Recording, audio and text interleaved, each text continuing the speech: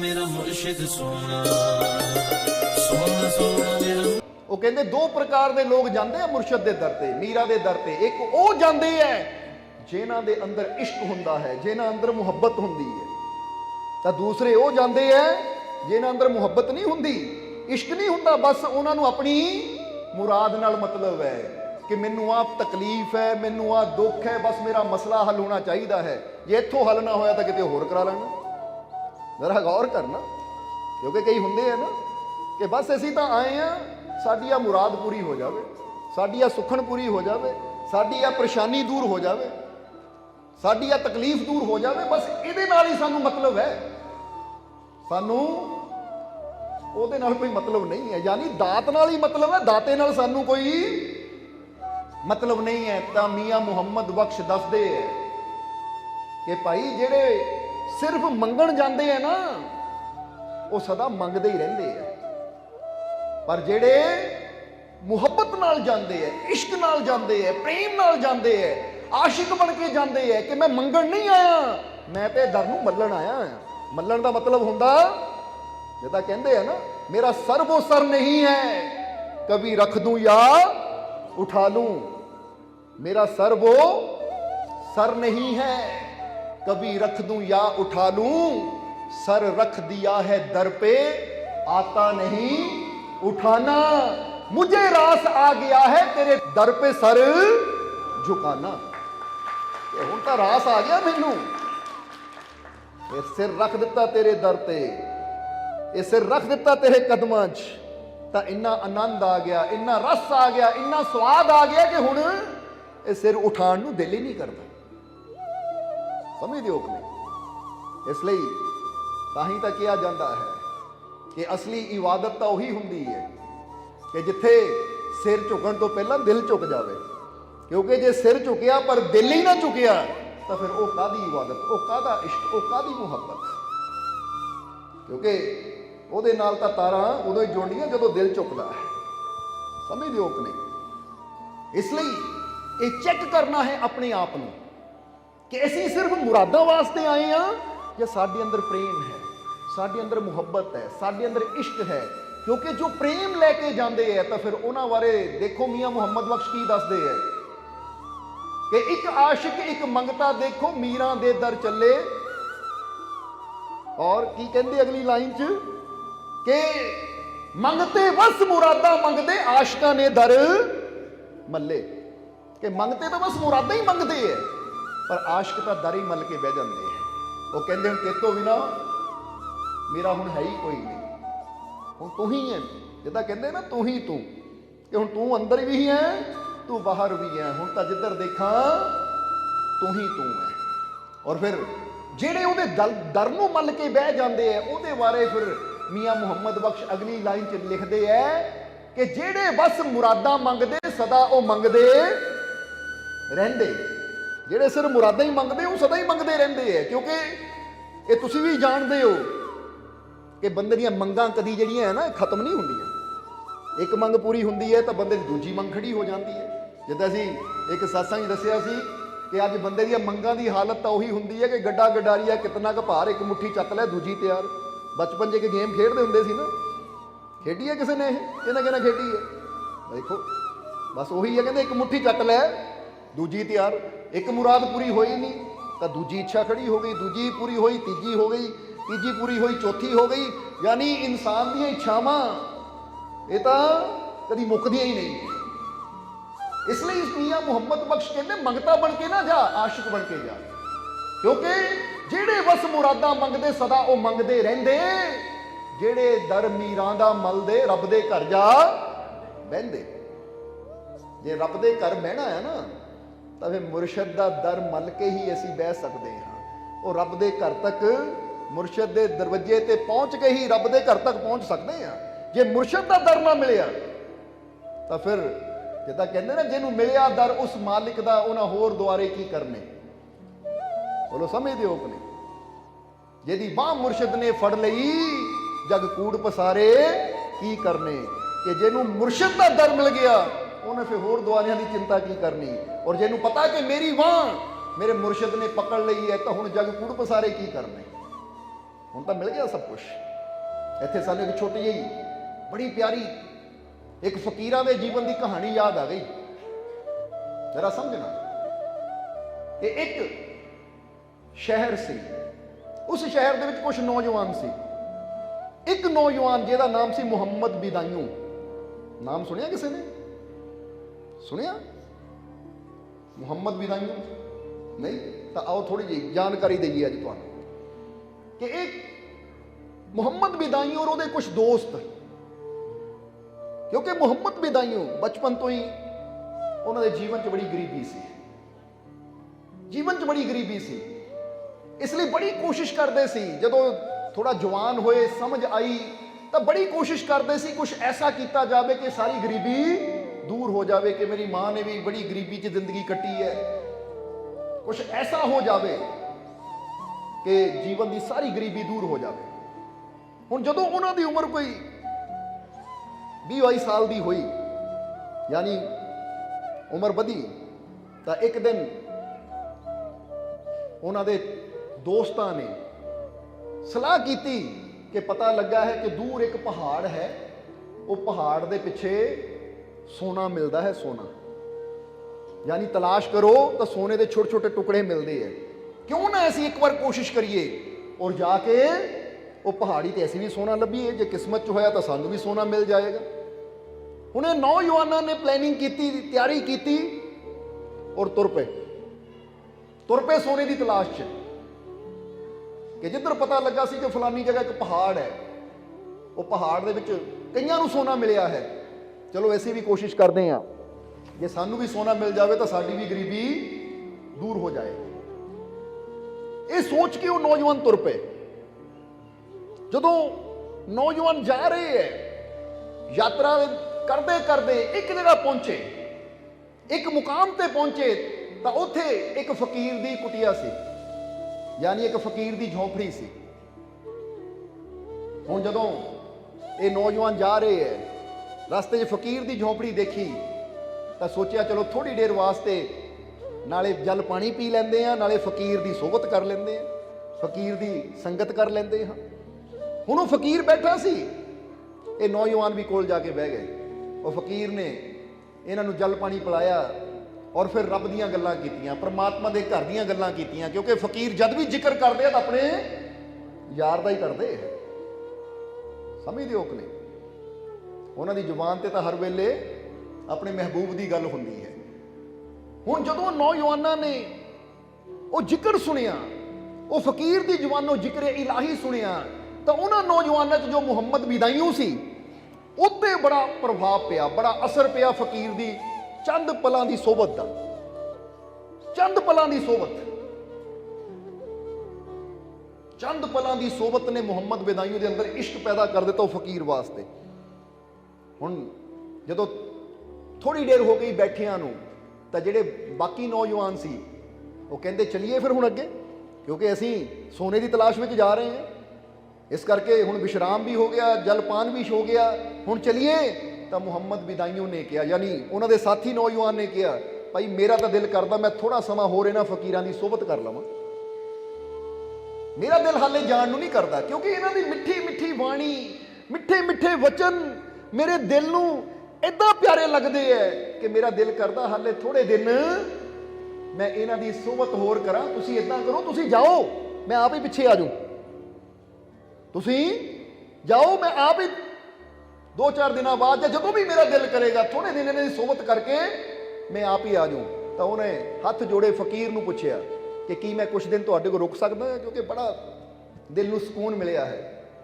ਫਕੀਰ ਮੁਸਕਰਾਏ, ਕਹਿੰਦੇ ਤੂੰ ਹੈ ਹੀ ਸਾਡਾ, ਰੁਕ ਲੈ, ਜਿੰਨੇ ਦਿਨ ਤੇਰਾ ਦਿਲ ਕਰੇ ਤੂੰ ਰੁਕ ਸਾਡੇ ਕੋਲ, ਤੂੰ ਹੈ ਹੀ ਸਾਡਾ।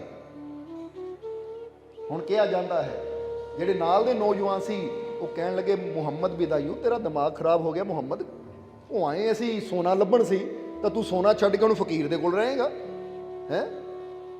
ਉਹ ਕਹਿੰਦਾ ਦੇਖੋ ਭਾਈ, ਮੁਹੰਮਦ ਬਿਦਾਈਓ ਨੇ ਕੀ ਜਵਾਬ ਦਿੱਤਾ ਕਿ ਦੇਖੋ ਬਈ, ਆਪਣੀ ਆਪਣੀ ਖੁਸ਼ੀ ਦੀ ਗੱਲ ਹੈ, ਤੁਹਾਡੀ ਖੁਸ਼ੀ ਸੋਨੇ 'ਚ ਹੈ, ਤੁਸੀਂ ਸੋਨਾ ਤਲਾਸ਼ ਕਰੋ, ਮੇਰੀ ਖੁਸ਼ੀ ਇਹ ਫਕੀਰ ਦੀ ਸੋਹਬਤ 'ਚ ਹੈ, ਮੈਨੂੰ ਇਹ ਤਲਾਸ਼ ਕਰਨ ਦਿਓ, ਕਿਉਂਕਿ ਹਰੇਕ ਦੀ ਖੁਸ਼ੀ ਆਪਣੀ ਹੁੰਦੀ ਹੈ।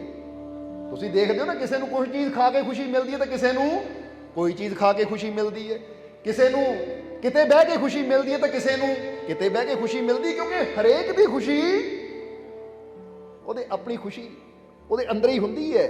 ਕਿਉਂਕਿ ਜਿਸ ਚੀਜ਼ ਦੇ ਨਾਲ ਉਹਦਾ ਮਨ ਜੁੜ ਜਾਂਦਾ ਹੈ, ਫਿਰ ਖੁਸ਼ੀ ਵੀ ਉੱਥੋਂ ਹੀ ਮਿਲਦੀ ਹੈ ਉਹਨੂੰ। ਸਮਝਦੇ ਹੋ ਕਿ ਨਹੀਂ? ਇਸ ਲਈ ਇਸ ਨੌਜਵਾਨ ਦਾ ਮਨ ਉਸ ਫਕੀਰ ਦੇ ਨਾਲ ਜੁੜ ਗਿਆ। ਸੋਨੇ ਵੱਲੋਂ ਮਨ ਟੁੱਟ ਗਿਆ, ਸੰਸਾਰ ਵੱਲੋਂ ਮਨ ਟੁੱਟ ਗਿਆ, ਫਕੀਰ ਵੱਲ ਮਨ ਜੁੜ ਗਿਆ। ਇਸ ਲਈ ਉਹਨਾਂ ਕਿਹਾ, ਹੁਣ ਮੇਰਾ ਮਨ ਇੱਥੇ ਲੱਗ ਗਿਆ ਹੈ, ਔਰ ਜਿੱਥੇ ਮਨ ਲੱਗ ਜਾਵੇ ਨਾ, ਖੁਸ਼ੀ ਵੀ ਫਿਰ ਉਹਦੇ ਚਰਨਾਂ 'ਚ ਹੀ ਹੁੰਦੀ ਹੈ। ਇਹ ਤਾਂ ਕਦੀ ਤੁਸੀਂ ਵੀ ਦੇਖ ਲਿਓ ਕਿ ਇਨਸਾਨ ਦਾ ਦਿਲ ਜਿੱਥੇ ਲੱਗ ਜਾਂਦਾ ਹੈ ਨਾ, ਫਿਰ ਉੱਥੇ ਬਹਿ ਕੇ ਇਨਸਾਨ ਨੂੰ ਬੜਾ ਸਕੂਨ ਮਿਲਦਾ ਹੈ, ਬੜੀ ਖੁਸ਼ੀ ਮਿਲਦੀ ਹੈ, ਬੜਾ ਆਨੰਦ ਮਿਲਦਾ ਹੈ। ਫਿਰ ਤਾਂ ਬੰਦੇ ਦਾ ਦਿਲ ਕਰਦਾ ਹੈ, ਜਿੱਦਾਂ ਸੁਲਤਾਨ ਵਾਹੂ ਨੇ ਕਿਹਾ ਹੈ, ਇਹ ਤਨ ਮੇਰਾ ਚਸ਼ਮਾ ਹੋਵੇ ਮੁਰਸ਼ਦ ਦੇਖਣਾ ਰਜ਼ਾਹੂ, ਲੂ ਲੂ ਦੇ ਮੁੰਡ ਲੱਖ ਲੱਖ ਚਸ਼ਮਾ, ਇੱਕ ਖੋਲਾਂ ਇੱਕ ਕੱਜਾਂ ਹੂੰ। ਇਤਨਾ ਡਿਠਿਆ ਮੈਨੂੰ ਸਬਰ ਨਾ ਆਵੇ, ਮੈਂ ਹੋਰ ਕਿਤੇ ਵੱਲ ਭੱਜਾਂ। ਮੁਰਸ਼ਦ ਦਾ ਦੀਦਾਰ ਐ ਬਾਹੂ, ਮੈਨੂੰ ਲੱਖ ਕਰੋੜਾਂ ਹੱਜਾਂ ਹੂ। ਇਹੀ ਇਸ਼ਕ ਦੀ ਗੱਲ ਹੁੰਦੀ ਹੈ। ਕਿਉਂਕਿ ਸੁਲਤਾਨ ਵਾਹੂ ਨੂੰ ਮੁਰਸ਼ਦ ਨਾਲ ਇਸ਼ਕ ਹੋ ਗਿਆ, ਤਾਂ ਸੁਲਤਾਨ ਵਾਹੂ ਕਹਿੰਦੇ, ਇਹ ਤਨ ਮੇਰਾ ਚਸ਼ਮਾ ਹੋਵੇ ਮੁਰਸ਼ਦ ਦੇਖਣਾ ਰੱਜਾ ਹੂੰ, ਕਿ ਹੁਣ ਮੁਰਸ਼ਦ ਨੂੰ ਦਿਨ ਰਾਤ ਵੀ ਦੇਖਾਂ, ਦਿਨ ਰਾਤ ਵੀ ਮੁਰਸ਼ਦ ਮੇਰੇ ਸਾਹਮਣੇ ਬੈਠਾ ਰਵੇ, ਤਾਂ ਵੀ ਮੈਨੂੰ ਰੱਜ ਨਹੀਂ ਆਉਂਦਾ। ਇਹੀ ਤਾਂ ਇਸ਼ਕ ਦੀ ਗੱਲ ਹੈ। ਤਾਂ ਹੀ ਤਾਂ ਇੱਕ ਗੱਲ ਹਮੇਸ਼ਾ ਯਾਦ ਰੱਖੋ ਕਿ ਪ੍ਰੇਮ ਦੇ ਵਿੱਚ ਰੱਜ ਕਦੀ ਬੰਦੇ ਨੂੰ ਆਉਂਦਾ ਨਹੀਂ ਹੈ। ਤੁਸੀਂ ਜਿਹਦੇ ਨਾਲ ਪ੍ਰੇਮ ਕਰਦੇ ਹੋ ਨਾ, ਆਪਣੇ ਮਹਿਬੂਬ ਦੇ ਕੋਲ ਜਿੰਨਾ ਮਰਜ਼ੀ ਬੈਠੇ ਰਹੋ, ਜਿੰਨੀਆਂ ਮਰਜ਼ੀ ਗੱਲਾਂ ਕਰੀ ਜਾਓ, ਫਿਰ ਵੀ ਬੰਦੇ ਨੂੰ ਰੱਜ ਨਹੀਂ ਆਉਂਦਾ। ਬੰਦਾ ਕਹਿੰਦਾ ਬਸ ਹਾਲੇ ਤਾਂ ਮੈਨੂੰ ਹੋਰ ਚਾਹੀਦਾ ਸੀ। ਕਿਉਂਕਿ ਪ੍ਰੇਮ ਦੀ ਪਿਆਸ ਹੀ ਐਸੀ ਹੁੰਦੀ ਹੈ, ਇਹ ਪ੍ਰੇਮ ਦੀ ਤੜਫ ਹੀ ਐਸੀ ਹੁੰਦੀ ਹੈ। ਬੋਲ ਹੁੰਦੀ ਹੈ ਜਾਂ ਨਹੀਂ? ਪਰ ਕਹਿੰਦੇ ਜਿਸ ਤਨ ਲੱਗੇ ਸੋ ਤਨ ਜਾਣੇ। ਇਹ ਤਾਂ ਜਿਹਨੇ ਇਸ਼ਕ ਕੀਤਾ ਹੋਵੇ ਨਾ, ਜਿਹਨੇ ਪ੍ਰੇਮ ਕੀਤਾ ਹੋਵੇ, ਪਤਾ ਹੀ ਉਹਨੂੰ ਲੱਗਦਾ ਹੈ। ਤਾਂ ਜਿਹਦੇ ਅੰਦਰ ਕਦੀ ਇਹ ਪੀੜਾ ਉੱਠੀ ਨਾ ਹੋਵੇ, ਉਹ ਕੀ ਜਾਣੇ। ਸਮਝਣਾ ਜ਼ਰਾ ਸਾਰਿਆਂ ਨੇ। ਹੁਣ ਇਸ ਨੌਜਵਾਨ ਮੁਹੰਮਦ ਦੇ ਦਿਲ ਦੇ ਵਿੱਚ ਉਹ ਪੀੜਾ ਉੱਠ ਚੁੱਕੀ ਸੀ। ਇਸ ਲਈ ਉਸਨੇ ਆਪਣੇ ਸਾਥੀਆਂ ਨੂੰ ਕਿਹਾ, ਠੀਕ ਹੈ ਵੀ ਤੁਹਾਡਾ ਮੇਰਾ ਸਾਥ ਇੱਥੇ ਤੱਕ ਸੀ, ਬਾਕੀ ਜਦੋਂ ਮੈਨੂੰ ਲੱਗਾ ਮੈਂ ਆਪ ਹੀ ਤੁਹਾਡੇ ਪਿੱਛੇ ਆ ਜਾਊਂ, ਤੁਸੀਂ ਜਾਓ। ਕਿਉਂਕਿ ਹੁਣ ਮੇਰਾ ਦਿਲ ਇੱਥੋਂ ਜਾਣ ਨੂੰ ਨਹੀਂ ਕਰਦਾ, ਮੈਂ ਕੁਝ ਦਿਨ ਹੋਰ ਇਹ ਫਕੀਰ ਦੀ ਸੋਬਤ ਕਰਨੀ ਚਾਹੁੰਦਾ ਹਾਂ। ਤਾਂ ਉਹਦੇ ਸਾਥੀਆਂ ਨੇ ਕਿ ਠੀਕ ਹੈ ਭਾਈ, ਤੇਰੀ ਖੁਸ਼ੀ ਹੈ, ਕਿਉਂਕਿ ਜ਼ਬਰਦਸਤੀ ਤਾਂ ਕੀਤੀ ਨਹੀਂ ਜਾ ਸਕਦੀ। ਕਹਿ ਕੇ ਉਹ ਨੌਜਵਾਨ ਚਲੇ ਗਏ। ਉਹ ਚਲੇ ਗਏ ਸੋਨੇ ਦੀ ਤਲਾਸ਼ ਵਿੱਚ। ਇਸ ਤਰ੍ਹਾਂ ਇੱਧਰ ਇਹ ਨੌਜਵਾਨ ਜਿਹਦਾ ਨਾਮ ਸੀ ਮੁਹੰਮਦ ਬਿਦਾਈਓ, ਇਹ ਉਹ ਫਕੀਰ ਦੀ ਸੋਬਤ 'ਚ ਰਹਿਣ ਲੱਗ ਪਿਆ, ਫਕੀਰ ਦੀ ਸੇਵਾ 'ਚ ਰਹਿਣ ਲੱਗ ਗਿਆ। ਫਕੀਰ ਦੀ ਸੋਬਤ 'ਚ ਬੈਠਣਾ, ਦਰਸ਼ਨ ਕਰਨੇ, ਸੇਵਾ ਕਰਨੀ, ਦਿਨ ਪ੍ਰਤੀ ਦਿਨ ਜ਼ਿੰਦਗੀ ਤੇ ਇੱਕ ਨਵਾਂ ਰੰਗ ਚੜ੍ਹ ਰਿਹਾ ਹੈ। ਕਿਉਂਕਿ ਇਹ ਗੱਲ ਯਾਦ ਰੱਖੋ, ਜਦੋਂ ਇਨਸਾਨ ਫਕੀਰਾਂ ਦੀ ਸੋਬਤ ਕਰਦਾ ਹੈ ਨਾ, ਤਾਂ ਫਿਰ ਜਿਹੜਾ ਉੱਤੇ ਰੰਗ ਚੜ੍ਹਦਾ ਹੈ ਨਾ, ਅਸੀਂ ਕਹਿ ਸਕਦੇ ਹਾਂ ਇਹ ਰੰਗ ਉਹਦੀ ਰਹਿਮਤ ਦਾ ਰੰਗ ਹੈ, ਇਹ ਰੰਗ ਉਹਦੀ ਮੁਹੱਬਤ ਦਾ ਰੰਗ ਹੈ, ਇਹ ਰੰਗ ਪੱਕਾ ਰੰਗ ਹੈ। ਹੁਣ ਏਦਾਂ ਹੀ ਸਮਾਂ ਗੁਜ਼ਰਨ ਲੱਗਾ। ਜਦੋਂ ਕੁਝ ਮਹੀਨੇ ਗੁਜ਼ਰ ਗਏ ਔਰ ਕੁਝ ਮਹੀਨਿਆਂ ਬਾਅਦ ਉਹ ਜਿਹੜੇ ਨੌਜਵਾਨ ਇਹਦੇ ਸਾਥੀ ਸੀ, ਉਹ ਕਿਤੇ ਵਾਪਸ ਆਏ। ਉਹਨਾਂ ਨੇ ਆਪਣੀਆਂ ਥੈਲੀਆਂ ਭਰੀਆਂ ਹੋਈਆਂ ਸੋਨੇ ਨਾਲ, ਥੈਲੀਆਂ ਭਰੀਆਂ ਹੋਈਆਂ, ਕੋਈ ਦਿਖਾਵੇ। ਯਾਨੀ ਜਦੋਂ ਵਾਪਸ ਆਏ, ਆ ਕੇ ਆਪਣੇ ਇਸ ਦੋਸਤ ਨੂੰ ਮਿਲੇ ਔਰ ਆਪਣੀਆਂ ਆਪਣੀਆਂ ਥੈਲੀਆਂ ਦਿਖਾਈਆਂ, ਆਪਣੀਆਂ ਆਪਣੀਆਂ ਝੋਲੀਆਂ ਦਿਖਾਈਆਂ ਕਿ ਦੇਖ ਅਸੀਂ ਕਿੰਨਾ ਸੋਨਾ ਇਕੱਠਾ ਕਰ ਲਿਆ, ਦੇਖ। ਜਦੋਂ ਉਹਨਾਂ ਦੇਖਿਆ ਕਿ ਜਿੰਨੇ ਉਹਦੇ ਸਾਥੀ ਸੀ, ਕਿਸੇ ਕੋ ਕਿੰਨਾ ਹੈ, ਕਿਸੇ ਕੋ ਕਿੰਨਾ ਹੈ, ਕਿਉਂਕਿ ਜਿਹਨੂੰ ਜਿੰਨਾ ਲੱਭਾ ਉਹਨਾਂ ਹੀ ਇਕੱਠਾ ਕਰ ਲਿਆ। ਹੁਣ ਪਹਿਲੀ ਵਾਰ ਇਸ ਨੌਜਵਾਨ ਦੇ ਮਨ ਚ ਆਇਆ, ਹਾਏ ਇਹਨਾਂ ਨੇ ਕਿੰਨਾ ਸੋਨਾ ਇਕੱਠਾ ਕਰ ਲਿਆ, ਕਾਸ਼ ਮੈਂ ਵੀ ਇਹਨਾਂ ਦੇ ਨਾਲ ਚਲਾ ਜਾਂਦਾ। ਇਹ ਤਾਂ ਸੋਨਾ ਲੈ ਗਏ, ਤਾਂ ਮੈਂ ਬਸ ਇੱਥੇ ਬੈਠਾ ਹੀ ਰਹਿ ਗਿਆ। ਕਹਿੰਦੇ ਪਹਿਲੀ ਵਾਰ ਮੁਹੰਮਦ ਬਿਦਾਈਓ ਦੇ ਮਨ ਦੇ ਵਿੱਚ ਇਹ ਭਾਵਨਾ ਆਈ ਕਿ ਮੈਂ ਕਿਤੇ ਇਹ ਫਕੀਰ ਦੇ ਕੋਲ ਰਹਿ ਕੇ ਆ 2-3 ਮਹੀਨੇ ਦਾ ਸਮਾਂ ਖਰਾਬ ਤਾਂ ਨਹੀਂ ਕਰ ਲਿਆ ਆਪਣਾ। ਕਾਸ਼ ਮੈਂ ਵੀ ਚਲਾ ਜਾਂਦਾ ਤਾਂ ਮੈਨੂੰ ਵੀ ਇਹ ਸੋਨਾ ਮਿਲ ਜਾਂਦਾ, ਅੱਜ ਮੇਰੇ ਪੱਲੇ ਵੀ ਸੋਨਾ ਹੁੰਦਾ, ਮੈਂ ਵੀ ਅਮੀਰ ਹੋ ਜਾਂਦਾ, ਕਿਉਂਕਿ ਸਾਰੀ ਜ਼ਿੰਦਗੀ ਗਰੀਬੀ 'ਚ ਕੱਟੀ ਹੈ। ਹਾਲੇ ਇਹ ਵਿਚਾਰ ਮਨ ਦੇ ਵਿੱਚ ਆਇਆ ਹੀ ਸੀ, ਇਹ ਵਿਚਾਰ ਮੁਹੰਮਦ ਬਿਦਾਈਓ ਦੇ ਮਨ 'ਚ ਆਇਆ ਹੀ ਸੀ ਕਿ ਕਿਤੇ ਫਕੀਰ ਦੀ ਸੋਬਤ 'ਚ ਰਹਿ ਕੇ ਮੈਂ ਆਪਣਾ ਟਾਈਮ ਹੀ ਤਾਂ ਨਹੀਂ ਖਰਾਬ ਕਰ ਲਿਆ। ਕਾਸ਼ ਮੈਂ ਵੀ ਚਲਾ ਜਾਂਦਾ ਤਾਂ ਅੱਜ ਮੇਰੇ ਕੋਲ ਵੀ ਸੋਨਾ ਹੁੰਦਾ। ਹੁਣ ਉਹ ਜਿਹੜੇ ਸਾਥੀ ਸੀ, ਉਹ ਤਾਂ ਉਹਨੂੰ ਸੋਨਾ ਦਿਖਾ ਕੇ ਚਲੇ ਗਏ, ਪਰ ਇਹਦੇ ਮਨ ਚ ਆ ਗਿਆ ਕਾਸ਼ ਮੈਂ ਵੀ ਚਲਾ ਜਾਂਦਾ, ਮੈਨੂੰ ਵੀ ਸੋਨਾ ਮਿਲ ਜਾਂਦਾ, ਮੈਂ ਤਾਂ ਐਵੇਂ ਘਾਟੇ 'ਚ ਰਹਿ ਗਿਆ। ਹਾਲੇ ਅੰਦਰ ਵਿਚਾਰ ਚੱਲ ਹੀ ਰਹੀ ਸੀ ਕਿ ਅੰਦਰੋਂ ਉਸ ਫਕੀਰ ਨੇ ਆਵਾਜ਼ ਮਾਰੀ ਕਿ ਮੁਹੰਮਦ ਬਿਦਾਈਓ, ਸਾਨੂੰ ਮਿੱਟੀ ਦਾ ਢੇਲਾ ਚਾਹੀਦਾ ਹੈ, ਸਾਨੂੰ ਮਿੱਟੀ ਦਾ ਢੇਲਾ ਚਾਹੀਦਾ ਹੈ, जरा मिट्टी का ढेला ले आएगा और देखिए जिन्ना बड़ा हो सके उन्ना बड़ा ले आएंगे। हुण मुहम्मद बिदाइयों देखण लगे, मिट्टी का ढेला अंदरों फकीर ने मंगया है, फकीर ने अंदरों मिट्टी का ढेला मंगया कि बड़ा ले आई जिन्ना हो सके। हुण देखण लगे तो देखिया सामने एक मिट्टी का ढेला पिया, दौड़ के गए, जिद्दां ही मिट्टी के ढेले नूं हथ लाया चक्कण लगे तो कहंदे मिट्टी का ढेला सोने का हो गया। जरा समझना सारे, वो मिट्टी का ढेला सोने का हो गया। तो फिर अंदरों आवाज आई, देखो मिट्टी मंगी है, सोना नहीं मंगया, छड्ड इहनूं, मिट्टी लैके आ। जिद्दां ही छड्डिया दोबारा वो फिर मिट्टी हो गई, फिर दोबारा चकदा है, फिर सोना हो जाता है, फिर छड्डदा है, फिर मिट्टी हो जाती है। फिर दूजे ढेले को गया, दूजे नूं चक्कण लगा, चक्किया तो भी सोना हो गया, फिर छड्डिया मिट्टी हो गया। कहते है फिर पत्थर नूं हथ लाया तो पत्थर भी सोना हो गया। की हो गया? सोना हो गया। हैरान हो गया कि मैं जिहड़ी चीज नूं हथ लांदा आ वो सोना बन जाती है, ये की कहानी है? तो फिर अंदरों आवाज आई फकीर दी कि मुहम्मद बिदाइयों आ जा, हुण एक कहानी दा तैनूं दसदे आ। तू सोच रहा सी जदों गया ना फकीर दे कोल मुहम्मद बिदाइयों, ये नौजवान कहंदे तू सोच रहा सी किते फकीर को रह के मैं घाटे 'च तां नहीं रह गया। ओए देख लै, उन्होंने सिर्फ सोना मिलया है, असीं तैनूं उस मंजिल ते पहुंचा दिता कि तू जिहड़ी चीज नूं हथ लावे उही सोना बन जावे। ये फकीर दी सोहबत दा फल हुंदा है, क्योंकि फकीर सोना दिंदा नहीं है, फकीर इंसान नूं उस मंजिल ते पहुंचा दिंदा है जिथे सोना चांदी हीरे मोती तो मगर मगर दौड़दे। कहंदे जिसले ये सुनिया तो मुहम्मद बिदाइयों ने कदमां ते सिर रख दिता कि हुण मैनू अपना तालिब बना लो। उस तो पहला हाले सिर्फ इश्क सी, हाले नाम का रंग नहीं चढ़िया सी, मुर्शद नहीं बनाया सी।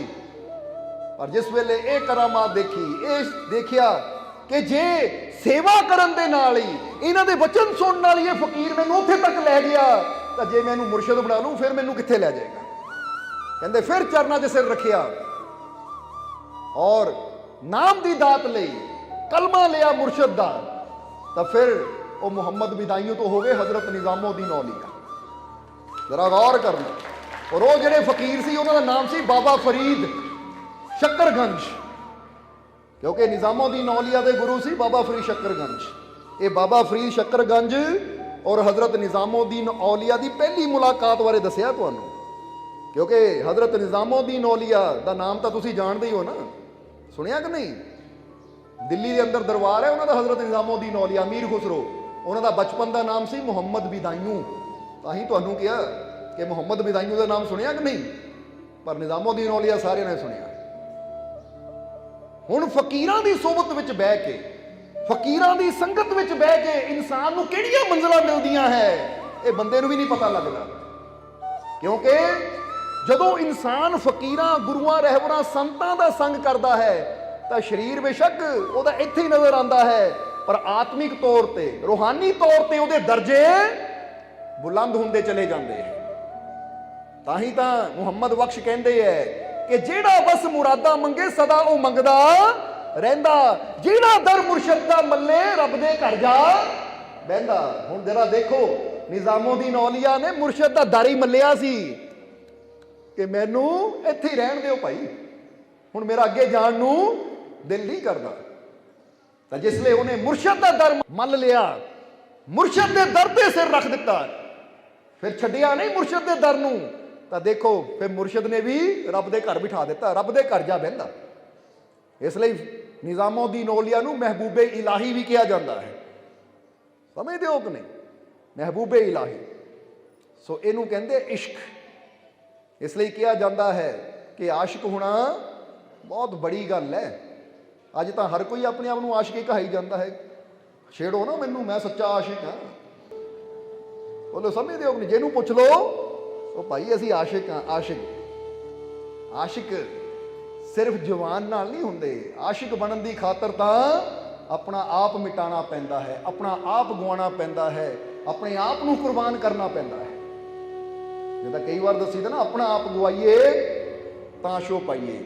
ਜਿਹੜਾ ਆਪਣੇ ਆਪ ਨੂੰ ਮਿਟਾਉਣ ਨੂੰ ਤਿਆਰ ਹੈ, ਆਪਣੇ ਆਪ ਨੂੰ ਗਵਾਉਣ ਨੂੰ ਤਿਆਰ ਹੈ, ਫਿਰ ਉਹੀ ਆਸ਼ਕੀ ਦੀ ਉਹ ਮੰਜ਼ਿਲ ਤੇ ਪਹਿਲਾ ਪੈਰ ਰੱਖਦਾ ਹੈ। ਸਮਝਣਾ ਜ਼ਰਾ ਸਾਰਿਆਂ ਨੇ। ਇਸ ਲਈ ਮੀਆਂ ਮੁਹੰਮਦ ਬਖਸ਼ ਕੀ ਦੱਸਦੇ ਹੈ, ਜਿਹੜਾ ਬਸ ਮੁਰਾਦਾਂ ਮੰਗੇ ਸਦਾ ਉਹ ਮੰਗਦਾ ਰਹਿੰਦਾ, ਜਿਹੜਾ ਦਰ ਮੁਰਸ਼ਦ ਦਾ ਮੱਲੇ ਰੱਬ ਦੇ ਘਰ ਜਾ ਬਹਿੰਦਾ, ਉਹਦਾ ਕਦੀ ਹਿਸਾਬ ਨਾ ਹੋਵੇ।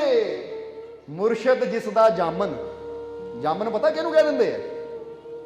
ਵਕੀਲਾਂ ਨੂੰ ਪੁੱਛੋ ਜਾ ਕੇ ਕਿ ਜਾਮਨ ਕਿਹਨੂੰ ਕਹਿੰਦੇ, ਕਿਉਂਕਿ ਜਾਮਨ ਦਾ ਮਤਲਬ ਹੁੰਦਾ ਹੈ ਜ਼ਮਾਨਤੀ, ਜਿਹੜਾ ਕਿਸੇ ਦੀ ਜ਼ਮਾਨਤ ਦੇਵੇ, ਜਿਹੜਾ ਕਿਸੇ ਦੀ ਗਵਾਹੀ ਦੇਵੇ, ਜਿਹੜਾ ਜ਼ਿੰਮੇਵਾਰੀ ਲਵੇ ਕਿ ਭਾਈ ਇਹਦੀ ਜ਼ਮਾਨਤ ਮੈਂ ਦਿੰਦਾ ਆ।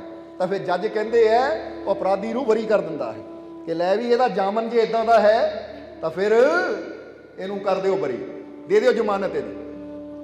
ਸਮਝਦੇ ਹੋ ਕਿ ਨਹੀਂ? ਹੁਣ ਇੱਥੇ ਵੀ ਇਹੀ ਕਿਹਾ ਜਾਂਦਾ ਕਿ ਇਨਸਾਨ ਜੇ ਗੁਨਾਹ ਵੀ ਕਰ ਲੈਂਦਾ ਹੈ ਨਾ, ਫਿਰ ਮੁਰਸ਼ਦ ਦਾ ਹੋ ਜਾਂਦਾ ਹੈ। ਤਾਂ ਜੇ ਮੁਰਸ਼ਦ ਉਹਦਾ ਜਾਮਨ ਬਣ ਜਾਵੇ ਤਾਂ ਰੱਬ ਦੇ ਘਰੋਂ ਵੀ ਉਹਦਾ ਕਦੀ ਹਿਸਾਬ ਨਹੀਂ ਹੁੰਦਾ। ਇਹ ਗੱਲ ਹਮੇਸ਼ਾ ਯਾਦ ਰੱਖਣੀ। ਜਿੱਦਾਂ ਕਬੀਰ ਸਾਹਿਬ ਨੂੰ ਕਿਸੇ ਨੇ ਪੁੱਛਿਆ ਸੀ ਕਿ ਇਹ ਸਤਿਗੁਰੂ ਕਬੀਰ, ਇਹ ਦੱਸੋ ਕਿ ਬੇਗੁਰੂਏ ਵਿੱਚ ਔਰ ਗੁਰੂ ਵਾਲੇ 'ਚ ਕੀ ਫਰਕ ਹੈ? ਬੇਗੁਰੂਏ ਵਿੱਚ ਔਰ ਗੁਰੂ ਵਾਲੇ 'ਚ ਕੀ ਫਰਕ ਹੁੰਦਾ ਹੈ? ਯਾਨੀ ਗੁਰੂ ਵਾਲਾ ਹੋਣ 'ਚ ਕੀ ਫਾਇਦਾ ਹੈ ਤਾਂ ਬੇਗੁਰੂਆ ਹੋਣ 'ਚ ਕੀ ਨੁਕਸਾਨ ਹੈ? ਇਹਦੇ ਬਾਰੇ ਦੱਸੋ। ਤਾਂ ਕਬੀਰ ਸਾਹਿਬ ਮੁਸਕਰਾਏ, ਕਹਿੰਦੇ ਬੋਲ ਕੇ ਦਸੀਏ ਜਾਂ ਦੇਖਣਾ ਚਾਹੁੰਦਾ ਹੈ? ਕਹਿੰਦਾ ਜੀ ਦਿਖਾ ਦੇ ਮੋ ਤਾਂ ਚੰਗੀ ਗੱਲ ਹੈ। ਕਹਿੰਦੇ ਬਹਿ ਜਾ ਫਿਰ। ਕੀ ਕਿਹਾ ਕਬੀਰ ਸਾਹਿਬ ਨੇ? ਕਹਿੰਦੇ ਬਹਿ ਜਾ ਫਿਰ ਸਾਡੇ ਕੋਲ। ਬਿਠਾ ਲਿਆ ਉਸ ਨੂੰ। ਹੁਣ ਕਬੀਰ ਸਾਹਿਬ ਆਪਣੇ ਘਰ ਦੇ ਬਾਹਰ ਬੈਠੇ ਸੀ, ਵਿਹੜੇ ਦੇ ਵਿੱਚ। ਵਿਹੜੇ ਦਾ ਦਰਵਾਜ਼ਾ ਖੁੱਲਾ ਸੀ ਔਰ ਇਹ ਸਵਾਲ ਕਰਨ ਵਾਲਾ ਕੋਲ ਬਹਿ ਗਿਆ। ਬੈਠੇ ਬੈਠੇ ਕਬੀਰ ਸਾਹਿਬ ਨੇ ਅੱਖਾਂ ਬੰਦ ਕੀਤੀਆਂ। ਜਦੋਂ ਅੱਖਾਂ ਬੰਦ ਕੀਤੀਆਂ ਤਾਂ ਇੱਕ ਦੋ ਪਲ ਹੀ ਹੋਏ ਹੋਣੇ ਹੈ ਕਿ ਇੱਕ ਕੁੱਤਾ, ਅਵਾਰਾ ਕੁੱਤਾ ਦਰਵਾਜ਼ੇ ਦੇ ਅੰਦਰ ਆ ਗਿਆ। ਕਿਉਂਕਿ ਵਿਹੜੇ 'ਚ ਬੈਠੇ ਸੀ, ਦਰਵਾਜ਼ਾ ਖੁੱਲਾ ਸੀ, ਅਵਾਰਾ ਕੁੱਤਾ ਅੰਦਰ ਆ ਗਿਆ। ਔਰ ਅਸੀਂ ਕਹਾਂਗੇ ਅੰਦਰ ਆਇਆ ਕਿ ਕਬੀਰ ਸਾਹਿਬ ਨੇ ਅੱਖਾਂ ਬੰਦ ਕਰਕੇ ਆਪ ਹੀ ਬੁਲਾਇਆ ਸੀ। ਹੁਣ ਜਦੋਂ ਅੰਦਰ ਆ ਗਿਆ ਤਾਂ ਕਬੀਰ ਸਾਹਿਬ ਨੇ ਅੱਖਾਂ ਖੋਲ ਕੇ ਇਹਨੂੰ ਕਿਹਾ, ਉਹ ਦੇਖ ਕੋਈ ਅਵਾਰਾ ਕੁੱਤਾ ਅੰਦਰ ਆ ਗਿਆ ਹੈ, ਜਰਾ ਇਹਨੂੰ ਬਾਹਰ ਕੱਢ ਦੇ। ਹੁਣ ਇਹ ਉੱਠਿਆ, ਕੋਲ ਹੀ ਇੱਕ ਡੰਡਾ ਪਿਆ ਸੀ, ਡੰਡਾ ਲੈ ਕੇ ਦੌੜਿਆ ਕੁੱਤੇ ਵੱਲ ਨੂੰ। ਕੁੱਤਾ ਦੇਖ ਕੇ ਅੱਗੇ ਤੇ ਨਾ ਛੱਡਵਾ ਡੰਡਾ ਉਹਦੇ ਮਾਰਿਆ। ਕੁੱਤੇ ਦੇ ਮਾਰਿਆ ਲੱਗਾ, ਕੁੱਤਾ ਚੌਂ ਚੌਂ ਕਰਦਾ ਦੌੜ ਗਿਆ। ਕਬੀਰ ਸਾਹਿਬ ਕਹਿੰਦੇ ਡੰਡਾ ਮਾਰਨ ਨੂੰ ਥੋੜੀ ਤੈਨੂੰ ਕਿਹਾ ਸੀ, ਤੈਨੂੰ ਤਾਂ ਦੌੜਾਉਣ ਨੂੰ ਕਿਹਾ ਸੀ, ਤੂੰ ਐਵੇਂ ਉਹਦਾ ਡੰਡਾ ਮਾਰਿਆ ਵਿਚਾਰੇ ਦੇ। ਡੰਡਾ ਕਿਉਂ ਮਾਰਿਆ? ਕਹਿੰਦਾ ਮਹਾਰਾਜ ਤੁਹਾਨੂੰ ਨਹੀਂ ਪਤਾ ਅਵਾਰਾ ਕੁੱਤਿਆਂ ਦਾ, ਜਦ ਤੱਕ ਇਹਨਾਂ ਦੇ ਡੰਡੇ ਨਾ ਪੈਣ ਇਹ ਹਟਦੇ ਨਹੀਂ, ਬੜਾ ਦੁਖੀ ਕਰਦੇ। ਜੇ ਨਾ ਡੰਡਾ ਪੈਂਦਾ ਨਾ ਬਾਰ-ਬਾਰ ਆਣਾ ਸੀ। ਹੁਣ ਇੱਕ ਵਾਰ ਡੰਡਾ ਪੈ ਗਿਆ ਨਾ, ਦੇਖਿਓ ਮੁੜ ਕੇ ਮੂੰਹ ਨਹੀਂ ਕਰੂ ਇੱਧਰ। ਕਬੀਰ ਸਾਹਿਬ ਕਹਿੰਦੇ ਤੈਨੂੰ ਬੜਾ ਅਵਾਰਾ ਕੁੱਤਿਆਂ ਦਾ ਪਤਾ ਹੈ, ਬਹਿ ਜਾ ਫਿਰ। ਹੁਣ ਫਿਰ ਬੈਠ ਗਿਆ। ਫਿਰ ਕਬੀਰ ਸਾਹਿਬ ਨੇ ਅੱਖਾਂ ਬੰਦ ਕੀਤੀਆਂ। ਹਾਲੇ ਥੋੜੀ ਦੇਰ ਹੋਈ ਸੀ, ਇੱਕ ਹੋਰ ਕੁੱਤਾ ਆ ਗਿਆ। ਜਦੋਂ ਇੱਕ ਹੋਰ ਕੁੱਤਾ ਆਇਆ ਤਾਂ ਉਸ ਵੇਲੇ ਕਬੀਰ ਸਾਹਿਬ ਨੇ ਫਿਰ ਅੱਖਾਂ ਖੋਲ ਕੇ ਕਿਹਾ ਕਿ ਜ਼ਰਾ ਇਹਨੂੰ ਵੀ ਬਾਹਰ ਕੱਢ ਦੇ। ਹੁਣ ਜਦੋਂ ਉਹਨੇ ਦੇਖਿਆ ਕੁੱਤੇ ਨੂੰ ਗੌਰ ਨਾਲ, ਜਦੋਂ ਕੁੱਤੇ ਨੂੰ ਗੌਰ ਨਾਲ ਦੇਖਿਆ ਤਾਂ ਕੁੱਤੇ ਦੇ ਗਲ 'ਚ ਪਟਾ। ਹੁਣ ਉੱਠਿਆ, ਉੱਠ ਕੇ ਬੜੇ ਪਿਆਰ ਨਾਲ ਕੁੱਤੇ ਨੂੰ ਬਾਹਰ ਲੈ ਕੇ ਗਿਆ, ਬਾਹਰ ਛੱਡ ਕੇ ਆਇਆ। ਤਾਂ ਬਾਅਦ ਚੋਂ ਕਹਿੰਦਾ ਲਓ ਮਹਾਰਾਜ ਦਰਵਾਜ਼ਾ ਹੀ ਬੰਦ ਕਰ ਦਿੰਦੇ ਤਾਂ ਕਿ ਬਾਰ-ਬਾਰ ਕੁੱਤੇ ਆਣ ਹੀ ਨਾ। ਕਬੀਰ ਸਾਹਿਬ ਕਹਿੰਦੇ ਠੀਕ ਹੈ ਕਰਦੇ ਬੰਦ ਦਰਵਾਜ਼ਾ, ਪਰ ਇੱਕ ਗੱਲ ਦਾ ਸਾਨੂੰ ਜਵਾਬ ਦੇ, ਆਹ ਕੁੱਤੇ ਨੂੰ ਤੂੰ ਬੜੇ ਪਿਆਰ ਨਾਲ ਬਾਹਰ ਛੱਡ ਕੇ ਆਇਆ, ਨਾ ਇਹਦੇ ਡੰਡਾ ਮਾਰਿਆ, ਨਾ ਪੱਥਰ ਮਾਰਿਆ, ਨਾ ਇਹਨੂੰ ਕੋਈ ਨੁਕਸਾਨ ਪਹੁੰਚਾਇਆ, ਕੀ ਗੱਲ? ਕਹਿੰਦਾ ਮਹਾਰਾਜ ਤੁਹਾਨੂੰ ਨਹੀਂ ਪਤਾ ਪਰ ਮੈਨੂੰ ਪਤਾ ਹੈ, ਮੈਂ ਪਛਾਣ ਲਿਆ, ਇਹ ਮੇਰੇ ਗੁਆਂਢੀਆਂ ਦਾ ਕੁੱਤਾ ਹੈ। ਦੇਖੋ ਉਹਦੇ ਗਲ 'ਚ ਪਟਾ ਵੀ ਹੈ, ਜੇ ਕਿਤੇ ਇਹਨੂੰ ਮਾਰਦਾ ਮੈਂ, ਉਹ ਦੇਖ ਲੈਂਦੇ ਤਾਂ ਐਵੇਂ ਝਗੜਾ ਹੀ ਕਰਨਾ ਸੀ ਉਹਨਾਂ ਨੇ ਕਿ ਤੂੰ ਸਾਡੇ ਕੁੱਤੇ ਨੂੰ ਕਿਉਂ ਮਾਰ ਰਿਹਾ ਹੈ। ਹੁੰਦਾ ਨਾ ਕੁੱਤੇ ਦੇ ਵੀ ਡੰਡਾ ਮਾਰੋ ਨਾ, ਜੇ ਕੁੱਤਾ ਪਾਲਤੂ ਹੋਵੇ ਤਾਂ ਉਹਦੇ ਮਾਲਕ ਲੜ ਪੈਂਦੇ ਆ ਕਿ ਤੇਰੀ ਹਿੰਮਤ ਕਿੱਦਾਂ ਹੋ ਗਈ ਸਾਡੇ ਕੁੱਤੇ ਨੂੰ ਕੁਝ ਕਹਿਣ ਦੀ। ਹੋ ਜਾਂਦਾ ਕਿ ਨਹੀਂ ਇਦਾਂ? ਜੇ ਤਾਂ ਤੁਸੀਂ ਆਪ ਸੋਚੋ, ਜੇ ਤੁਸੀਂ ਘਰ 'ਚ ਕੋਈ ਜਾਨਵਰ ਰੱਖਿਆ ਹੈ, ਕੋਈ ਦੂਜਾ ਉਹ ਜਾਨਵਰ ਨੂੰ ਮਾਰੇ ਨਾ ਤਾਂ ਤੁਹਾਡੀ ਈਗੋ ਨੂੰ, ਤੁਹਾਡੇ ਹੰਕਾਰ ਨੂੰ ਸੱਟ ਪੈਂਦੀ ਹੈ ਕਿ ਇਹਦੀ ਹਿੰਮਤ ਕਿੱਦਾਂ ਹੋ ਗਈ ਮੇਰੇ ਘਰ ਦੇ ਜਾਨਵਰ ਨੂੰ ਮਾਰਨ ਦੀ। ਉੱਥੇ ਵੀ ਲੜਾਈਆਂ ਹੋ ਜਾਂਦੀਆਂ, ਉੱਥੇ ਵੀ ਝਗੜੇ ਹੋ ਜਾਂਦੇ, ਕਿਉਂਕਿ ਬੰਦੇ ਨੂੰ ਇਹ ਹੁੰਦਾ ਹੈ ਕਿ ਭਾਈ ਫਾਲਤੂ ਦੀ ਮੁਸੀਬਤ ਗਲੇ ਕਿਉਂ ਲੈਣੀ, ਸਮਝਦੇ ਹੋ ਕਿ ਨਹੀਂ। ਇਸ ਲਈ ਉਹਨਾਂ ਕਿਹਾ ਮਹਾਰਾਜ ਤਾਂ ਇਹਨੂੰ ਮੈਂ ਪਿਆਰ ਨਾਲ ਪਰੇ ਕੀਤਾ। ਤਾਂ ਹੁਣ ਕਬੀਰ ਸਾਹਿਬ ਕਹਿੰਦੇ ਫਿਰ ਬੇਟਾ ਤੈਨੂੰ ਤੇਰੇ ਸਵਾਲ ਦਾ ਜਵਾਬ ਮਿਲਿਆ ਕਿ ਨਹੀਂ? ਕਹਿੰਦਾ ਮਹਾਰਾਜ ਹਾਲੇ ਤੁਸੀਂ ਜਵਾਬ ਦਿੱਤਾ ਹੀ ਕਿੱਥੋਂ ਹੈ, ਤੁਸੀਂ ਤਾਂ ਕੁੱਤੇ ਦੜਾਉਣ 'ਚ ਲਾ ਰੱਖਿਆ ਮੈਨੂੰ। ਕਹਿੰਦੇ ਇਹੀ ਤਾਂ ਜਵਾਬ ਸੀ। ਦੇਖ ਜਿਹਦੇ ਗੱਲ 'ਚ ਕੋਈ ਪਤਾ ਨਹੀਂ ਸੀ, ਜਿਹੜਾ ਅਵਾਰਾ ਸੀ, ਉਹਨੂੰ ਤੂੰ ਡੰਡੇ ਨਾਲ ਦੌੜਾਇਆ, ਕਿਉਂਕਿ ਤੈਨੂੰ ਪਤਾ ਸੀ ਇਹਦਾ ਕੋਈ ਮਾਲਿਕ ਨਹੀਂ ਹੈ, ਪੁੱਛ ਪ੍ਰਤੀਤ ਕਰਨ ਵਾਲਾ, ਕੋਈ ਪੁੱਛਣ ਵਾਲਾ, ਕੋਈ ਹਿਸਾਬ ਲੈਣ ਵਾਲਾ। ਇਸ ਕਰਕੇ ਇਹਨੂੰ ਡੰਡਾ ਮਾਰੋ, ਪੱਥਰ ਮਾਰੋ, ਲੱਤ ਵੀ ਤੋੜ ਦਿਓ ਤਾਂ ਵੀ ਕੋਈ ਫਰਕ ਨਹੀਂ ਪੈਂਦਾ। ਪਰ ਜਿਹਦੇ ਗਲ 'ਚ ਪਟਾ ਸੀ, ਦੇਖ ਲੈ ਤੂੰ ਉਹਨੂੰ ਕਿੰਨੇ ਪਿਆਰ ਨਾਲ ਬਾਹਰ ਲੈ ਕੇ ਗਿਆ, ਕਿਉਂਕਿ ਪਤਾ ਹੈ ਕਿ ਜੇ ਇਹਨੂੰ ਕੋਈ ਤਕਲੀਫ ਹੋਈ ਤੇ ਇਹਦਾ ਮਾਲਕ ਬੈਠਾ ਹੈ, ਉਹ ਮੇਰੇ ਕੋਲ ਹਿਸਾਬ ਮੰਗੂਗਾ ਜਾਂ ਮੈਨੂੰ ਡਾਂਟੇਗਾ। ਕਹਿੰਦੇ ਬਸ ਇਸੇ ਤਰ੍ਹਾਂ ਯਾਦ ਰੱਖ, ਜਿਹੜੇ ਬੇਗੁਰੂਏ ਹੁੰਦੇ ਆ ਨਾ, ਉਹ ਵੀ ਇਦਾਂ ਹੀ ਦਰ ਠੋਕਰਾਂ ਖਾਂਦੇ ਫਿਰਦੇ ਹੈ। ਉਹ ਇੱਥੇ ਵੀ ਦੁੱਖ ਪਾਉਂਦੇ ਆ ਤੇ ਉੱਥੇ ਵੀ ਜਮਾਂ ਦੀ ਮਾਰ ਖਾਂਦੇ ਐ। ਤਾਂ ਜਿਹਦੇ ਗਲ 'ਚ ਗੁਰੂ ਨਾਮ ਦਾ ਪਟਾ ਹੋਵੇ, ਉਹਨੂੰ ਜਮਦੂਤ ਵੀ ਹੱਥ ਪਾਉਣ ਤੋਂ ਡਰਦੇ। ਸਮਝਦੇ ਹੋ ਕਿ ਇਹ ਗੁਰੂ ਵਾਲਾ ਹੈ। ਅਗਰ ਇਹਨੂੰ ਤਕਲੀਫ ਦਿੱਤੀ ਤੇ ਮੈਂ ਗੁਰੂ ਹਿਸਾਬ ਪੁੱਛੂ ਕਿ ਭਾਈ ਤੇਰੀ ਹਿੰਮਤ ਕਿੱਦਾਂ ਪੈ ਗਈ ਸਾਡੇ ਸੇਵਕ ਨੂੰ ਹੱਥ ਲਾਉਣ। ਤਾਂ ਹੀ ਤਾਂ ਕਿਹਾ ਜਾਂਦਾ, ਕਬੀਰ ਸਾਹਿਬ ਨੇ ਕਿਹਾ ਕਿ ਬ੍ਰਹਮਾ ਵਿਸ਼ਨੂੰ ਮਹੇਸ਼ ਹੈ ਡਰਤੇ, ਸੁਨਤ ਕਾਲ ਕੇ ਗਾਜਾ, ਕਹਿਤ ਕਬੀਰ ਸੁਨੋ ਭਾਈ ਸਾਧੋ, ਚੜ ਗੁਰੂ ਨਾਮ ਜਹਾਜਾ। ਕਹਿੰਦੇ ਕਾਲ ਤੋਂ ਤਾਂ ਬ੍ਰਹਮਾ ਵਿਸ਼ਨੂੰ ਮਹੇਸ਼ ਵੀ ਡਰਦੇ ਐ, ਉਹ ਵੀ ਕਾਲ ਦੀ ਗਾਜ ਸੁਣ ਕੇ ਘਬਰਾ ਜਾਂਦੇ ਐ। ਇਸ ਕਰਕੇ ਇਹ ਪਿਆਰਿਆ, ਜੇ ਕਾਲ ਤੋਂ ਬਚਣਾ ਹੈ ਤਾਂ ਫਿਰ ਗੁਰੂ ਦੇ ਨਾਮ ਦੇ ਜਹਾਜ਼ ਤੇ ਚੜ ਜਾ, ਕਿਉਂਕਿ ਗੁਰੂ ਦੇ ਨਾਮ ਦੇ ਜਹਾਜ਼ ਤੇ ਜੋ ਚੜ ਜਾਂਦੇ ਐ, ਉਹ ਕਾਲ ਦੀ ਪਹੁੰਚ ਤੋਂ, ਪਕੜ ਤੋਂ ਬਹੁਤ ਦੂਰ ਹੋ ਜਾਂਦੇ ਐ। ਸਮਝ ਆਈ ਕਿ ਨਹੀਂ? ਇਸ ਕਰਕੇ ਇਹ ਜੀਵਨ 'ਚ ਅਗਰ ਅਸੀਂ ਗੁਰੂ ਦੇ ਨਾਲ ਜੁੜਦੇ ਆ, ਮੁਰਸ਼ਿਦ ਦੇ ਨਾਲ ਜੁੜਦੇ ਆ, ਤਾਂ ਫਿਰ ਜੀਵਨ 'ਚ ਕੋਈ ਕਮੀ ਨਹੀਂ ਆਉਂਦੀ। ਔਰ ਵੈਸੇ ਵੀ ਕਹਿੰਦੇ ਮੁਰਸ਼ਿਦ ਹੀ ਤਾਂ ਹੈ ਜੋ ਹਰ ਮੁਸ਼ਕਿਲ 'ਚੋਂ ਸਾਨੂੰ ਬਚਾਉਂਦਾ ਹੈ। ਔਰ ਜਿਹਦਾ ਇੱਥੇ ਦੱਸਿਆ ਬ੍ਰਹਮਾ ਵਿਸ਼ਨੂੰ ਮਹੇਸ਼ ਹੈ ਡਰਤੇ, ਸੁਨਤ ਕਾਲ ਕੇ ਗਾਜਾ। ਇੱਥੇ ਇੱਕ ਛੋਟੀ ਜਿਹੀ ਕਹਾਣੀ ਸਾਨੂੰ ਯਾਦ ਆ ਗਈ ਭਸਮਾਸੁਰ ਦੀ। ਭਸਮਾਸੁਰ ਦੀ ਕਹਾਣੀ ਸੁਣੀ ਹੈ ਕਿ ਨਹੀਂ ਤੁਸੀਂ? ਕਹਿੰਦੇ ਇੱਕ ਰਾਖਸ਼ ਹੁੰਦਾ ਸੀ, ਉਹਨੇ ਬੜੀ ਸ਼ਿਵ ਦੀ ਤਪੱਸਿਆ ਕੀਤੀ, ਮਹਾਦੇਵ ਦੀ ਬੜੀ ਤਪੱਸਿਆ ਕੀਤੀ। ਇਹ ਕਹਾਣੀ ਤੁਸੀਂ ਪੜ੍ਹੀ ਵੀ ਹੋਏਗੀ, ਇਹ ਕਹਾਣੀ ਤੁਸੀਂ ਬਹੁਤ ਵਾਰ ਸੁਣੀ ਵੀ ਹੋਏਗੀ, ਪਰ ਅੱਜ ਅਸੀਂ ਇੱਕ ਨਵੇਂ ਢੰਗ ਨਾਲ ਸਮਝਾਣੀ ਹੈ। ਇਹਦੀ ਗਹਿਰਾਈ ਕੀ ਹੈ ਜੇ ਅਸੀਂ ਉਹ ਸਮਝਣੀ ਹੈ। ਇਹ ਕਹਾਣੀ ਹੈ ਸ਼ਾਸਤਰਾਂ 'ਚ ਲਿਖੀ ਹੋਈ ਕਿ ਇੱਕ ਰਾਖਸ਼ ਸੀ ਜਿਹਦਾ ਨਾਮ ਸੀ ਭਸਮਾਸੁਰ। ਉਹਨੇ ਬੜੀ ਸ਼ਿਵ ਜੀ ਦੀ ਭਗਤੀ ਕੀਤੀ, ਤਪੱਸਿਆ ਕੀਤੀ। ਆਖਿਰ ਜਦੋਂ ਉਹਦੀ ਤਪੱਸਿਆ ਸੰਪੂਰਨ ਹੋਈ, ਕਹਿੰਦੇ ਮਹਾਦੇਵ ਪ੍ਰਗਟ ਹੋਏ ਔਰ ਭਸਮਾਸੁਰ ਨੂੰ ਕਹਿੰਦੇ ਦੱਸ ਕੀ ਵਰਦਾਨ ਚਾਹੀਦਾ ਹੈ। ਤਾਂ ਭਸਮਾਸੁਰ ਨੇ ਵਰਦਾਨ ਕੀ ਮੰਗਿਆ ਕਿ ਮੈਨੂੰ ਇਹ ਵਰਦਾਨ ਦਿਓ, ਮੈਂ ਜਿਹਦੇ ਸਿਰ ਤੇ ਹੱਥ ਰੱਖਾਂ ਉਹ ਭਸਮ ਹੋ ਜਾਵੇ। ਇਸ ਲਈ ਉਹਦਾ ਨਾਮ ਭਸਮਾਸੁਰ ਪਿਆ ਕਿ ਮੈਂ ਜਿਹਦੇ ਸਿਰ ਤੇ ਹੱਥ ਰੱਖ ਦੇਵਾਂ ਉਹ ਕੀ ਹੋ ਜਾਵੇ? ਭਸਮ ਹੋ ਜਾਵੇ। ਇਹ ਮੈਨੂੰ ਵਰਦਾਨ ਦਿਓ ਔਰ ਮੈਨੂੰ ਕੋਈ ਮਾਰ ਨਾ ਸਕੇ, ਮੈਨੂੰ ਕੋਈ ਮਾਰ ਨਾ ਸਕੇ, ਮੈਂ ਜਿਹਦੇ ਸਿਰ ਤੇ ਹੱਥ ਰੱਖਾਂ ਉਹ ਭਸਮ ਹੋ ਜਾਵੇ। ਹੁਣ ਸ਼ਿਵ ਜੀ ਨੇ ਕਿਹਾ ਤਥਾਸਤੂ, ਯਾਨੀ ਜਾ ਜੋ ਤੂੰ ਮੰਗਿਆ ਤੈਨੂੰ ਮਿਲੇ, ਕਿ ਤੈਨੂੰ ਕੋਈ ਮਾਰ ਨਹੀਂ ਸਕੇਗਾ, ਤਾਂ ਤੂੰ ਜਿਹਦੇ ਸਿਰ ਤੇ ਹੱਥ ਰੱਖੇਗਾ ਉਹ ਭਸਮ ਹੋ ਜਾਏਗਾ। ਹੁਣ ਜਦੋਂ ਇਹ ਵਰਦਾਨ ਮਿਲਿਆ ਤਾਂ ਹੁਣ ਦੇਖੋ ਇਹ ਸ਼ੈਤਾਨ ਮਨ ਕੀ ਕਰਦਾ ਹੈ, ਜਰਾ ਗੌਰ ਕਰਨਾ। ਹੁਣ ਕਹਿੰਦੇ ਹੈ ਭਸਮਾਸੁਰ ਦੇ ਮਨ ਚ ਆਇਆ ਕਿ ਹੁਣ ਵਰਦਾਨ ਮਿਲ ਗਿਆ, ਕੋਈ ਮੈਨੂੰ ਮਾਰ ਨਹੀਂ ਸਕਦਾ, ਤਾਂ ਮੈਂ ਜਿਹਦੇ ਸਿਰ ਤੇ ਹੱਥ ਰੱਖ ਦੇਣਾ ਹੈ ਉਹਨਾਂ ਭਸਮ ਹੋ ਜਾਣਾ ਹੈ, ਤਾਂ ਕਿਉਂ ਨਾ ਸਭ ਤੋਂ ਪਹਿਲਾਂ ਮਹਾਦੇਵ ਨੂੰ ਹੀ ਭਸਮ ਕਰਾਂ। ਪਰ ਜਿੱਦਾਂ ਦੱਸਿਆ ਕਿ ਅਸੀਂ ਤੁਹਾਨੂੰ ਇਹਦੀ ਗਹਿਰਾਈ ਦੱਸਣੀ, ਉਹ ਲਾਸਟ ਵਿੱਚ ਦੱਸਾਂਗੇ, ਪਹਿਲਾਂ ਕਹਾਣੀ ਸਮਝ ਲਓ। ਕਹਿੰਦੇ ਜਦੋਂ ਭਸਮਾਸੁਰ ਮਹਾਦੇਵ ਦੀ ਤਰਫ ਗਿਆ ਤਾਂ ਮਹਾਦੇਵ ਨੇ ਸਮਝ ਲਿਆ ਕਿ ਭਸਮਾਸੁਰ ਦਾ ਦਿਮਾਗ ਭ੍ਰਿਸ਼ਟ ਹੋ ਗਿਆ, ਇਹਦਾ ਦਿਮਾਗ ਖਰਾਬ ਹੋ ਗਿਆ ਹੈ। ਇਸ ਲਈ ਅੱਗੇ ਅੱਗੇ ਦੌੜੇ ਭਸਮਾਸੁਰ ਪਿੱਛੇ ਪਿੱਛੇ, ਕਿਉਂਕਿ ਉਹ ਮਾਰ ਸਕਦੇ ਨਹੀਂ, ਵਰਦਾਨ ਦੇ ਚੁੱਕੇ ਹੈ। ਨਹੀਂ ਤਾਂ ਚਾਹੁੰਦੇ ਤਾਂ ਤਰਸ਼ੂਲ ਨਾਲ ਹੀ ਉਹਦੀ ਗਰਦਨ ਉਡਾ ਦਿੰਦੇ, ਪਰ ਵਰਦਾਨ ਸੀ ਕਿ ਤੈਨੂੰ ਕੋਈ ਮਾਰ ਨਹੀਂ ਸਕਦਾ, ਤੂੰ ਜਿਹਦੇ ਸਿਰ ਤੇ ਹੱਥ ਰੱਖੇਗਾ ਉਹ ਭਸਮ ਹੋ ਜਾਏਗਾ। ਇਸ ਕਰਕੇ ਆਪ ਮਾਰ ਨਹੀਂ ਸਕਦੇ, ਨਾ ਹੀ ਉਹਦਾ ਕੁਝ ਵਿਗਾੜ ਸਕਦੇ ਆ, ਪਰ ਜੇ ਉਹਨੇ ਹੱਥ ਰੱਖ ਦਿੱਤਾ ਤਾਂ ਫਿਰ ਸਾਨੂੰ ਵੀ ਭਸਮ ਹੋਣਾ ਪੈਣਾ ਹੈ। ਇਸ ਲਈ ਕਹਿੰਦੇ ਮਹਾਦੇਵ ਅੱਗੇ ਅੱਗੇ, ਭਸਮਾਸੁਰ ਪਿੱਛੇ ਪਿੱਛੇ। ਤਾਂ ਭਸਮਾਸੁਰ ਨੇ ਵੀ ਕਿਹਾ ਦੌੜ ਲਓ ਜਿੱਥੇ ਦੌੜਨਾ ਹੈ, ਹਟਣਾ ਮੈਂ ਵੀ ਨਹੀਂ ਆ, ਭਸਮ ਕਰਕੇ ਹੀ ਹਟੂ। ਕਿਹਾ ਜਾਂਦਾ ਹੈ ਹੁਣ ਮਹਾਦੇਵ ਅੱਗੇ ਅੱਗੇ, ਭਸਮਾਸੁਰ ਪਿੱਛੇ ਪਿੱਛੇ। ਆਖਰ ਕਰਦੇ ਕਰਦੇ ਮਹਾਦੇਵ ਨੇ ਕੀ ਕੀਤਾ, ਆਪਣਾ ਸਿਰ ਹੀ ਕਲਾਸ਼ ਦੇ ਵਿੱਚ ਦੇ ਦਿੱਤਾ, ਯਾਨੀ ਆਪਣੀ ਗਰਦਨ ਕਲਾਸ਼ ਵਿੱਚ ਦੇ ਦਿੱਤੀ। ਭਸਮਾਸੁਰ ਆਇਆ, ਪਿੱਠ ਤੇ ਹੱਥ ਉੱਤ ਫੇਰਿਆ ਬੜਾ ਕੈਦੀ, ਪਰ ਨਹੀਂ ਵਰਦਾਨ ਸੀ ਕਿ ਸਿਰ ਤੇ ਹੱਥ ਰੱਖਣ ਨਹੀਂ ਭਸਮ ਹੋਣਾ ਹੈ। ਤਾਂ ਹੁਣ ਭਸਮਾਸੁਰ ਵੀ ਖੜ ਗਿਆ, ਕਹਿੰਦਾ ਕੋਈ ਨਹੀਂ, ਕਿੰਨਾ ਕੁ ਚਿਰ ਤੱਕ ਸਿਰ ਕਲਾਸ਼ ਵਿੱਚ ਦੇ ਕੇ ਰੱਖੂਗੇ, ਕਦੀ ਤਾਂ ਸਿਰ ਬਾਹਰ ਕੱਢੂਗੇ, ਜਦੋਂ ਕੱਢੂਗੇ ਉਸ ਲਈ ਭਸਮ ਕਰਾਂਗੇ। ਇੱਧਰ ਮਹਾਦੇਵ ਨੇ ਜਦੋਂ ਦੇਖਿਆ ਕਿ ਭਸਮਾਸੁਰ ਤਾਂ ਹੁਣ ਪਿੱਛੇ ਨਹੀਂ ਹਟਦਾ, ਤਾਂ ਉਹਨਾਂ ਨੇ ਫਿਰ ਵਿਸ਼ਨੂੰ ਨੂੰ ਯਾਦ ਕੀਤਾ, ਸ਼੍ਰੀ ਹਰੀ ਵਿਸ਼ਨੂੰ ਨੂੰ, ਕਿ ਇਸ ਵੇਲੇ ਇਹ ਸ਼੍ਰੀ ਹਰੀ ਵਿਸ਼ਨੂੰ, ਇਹ ਮੁਸੀਬਤ ਚੋਂ ਤੂੰ ਹੀ ਮੈਨੂੰ ਬਚਾ ਸਕਦਾ ਹੈ, ਆ ਜਾ ਫਿਰ।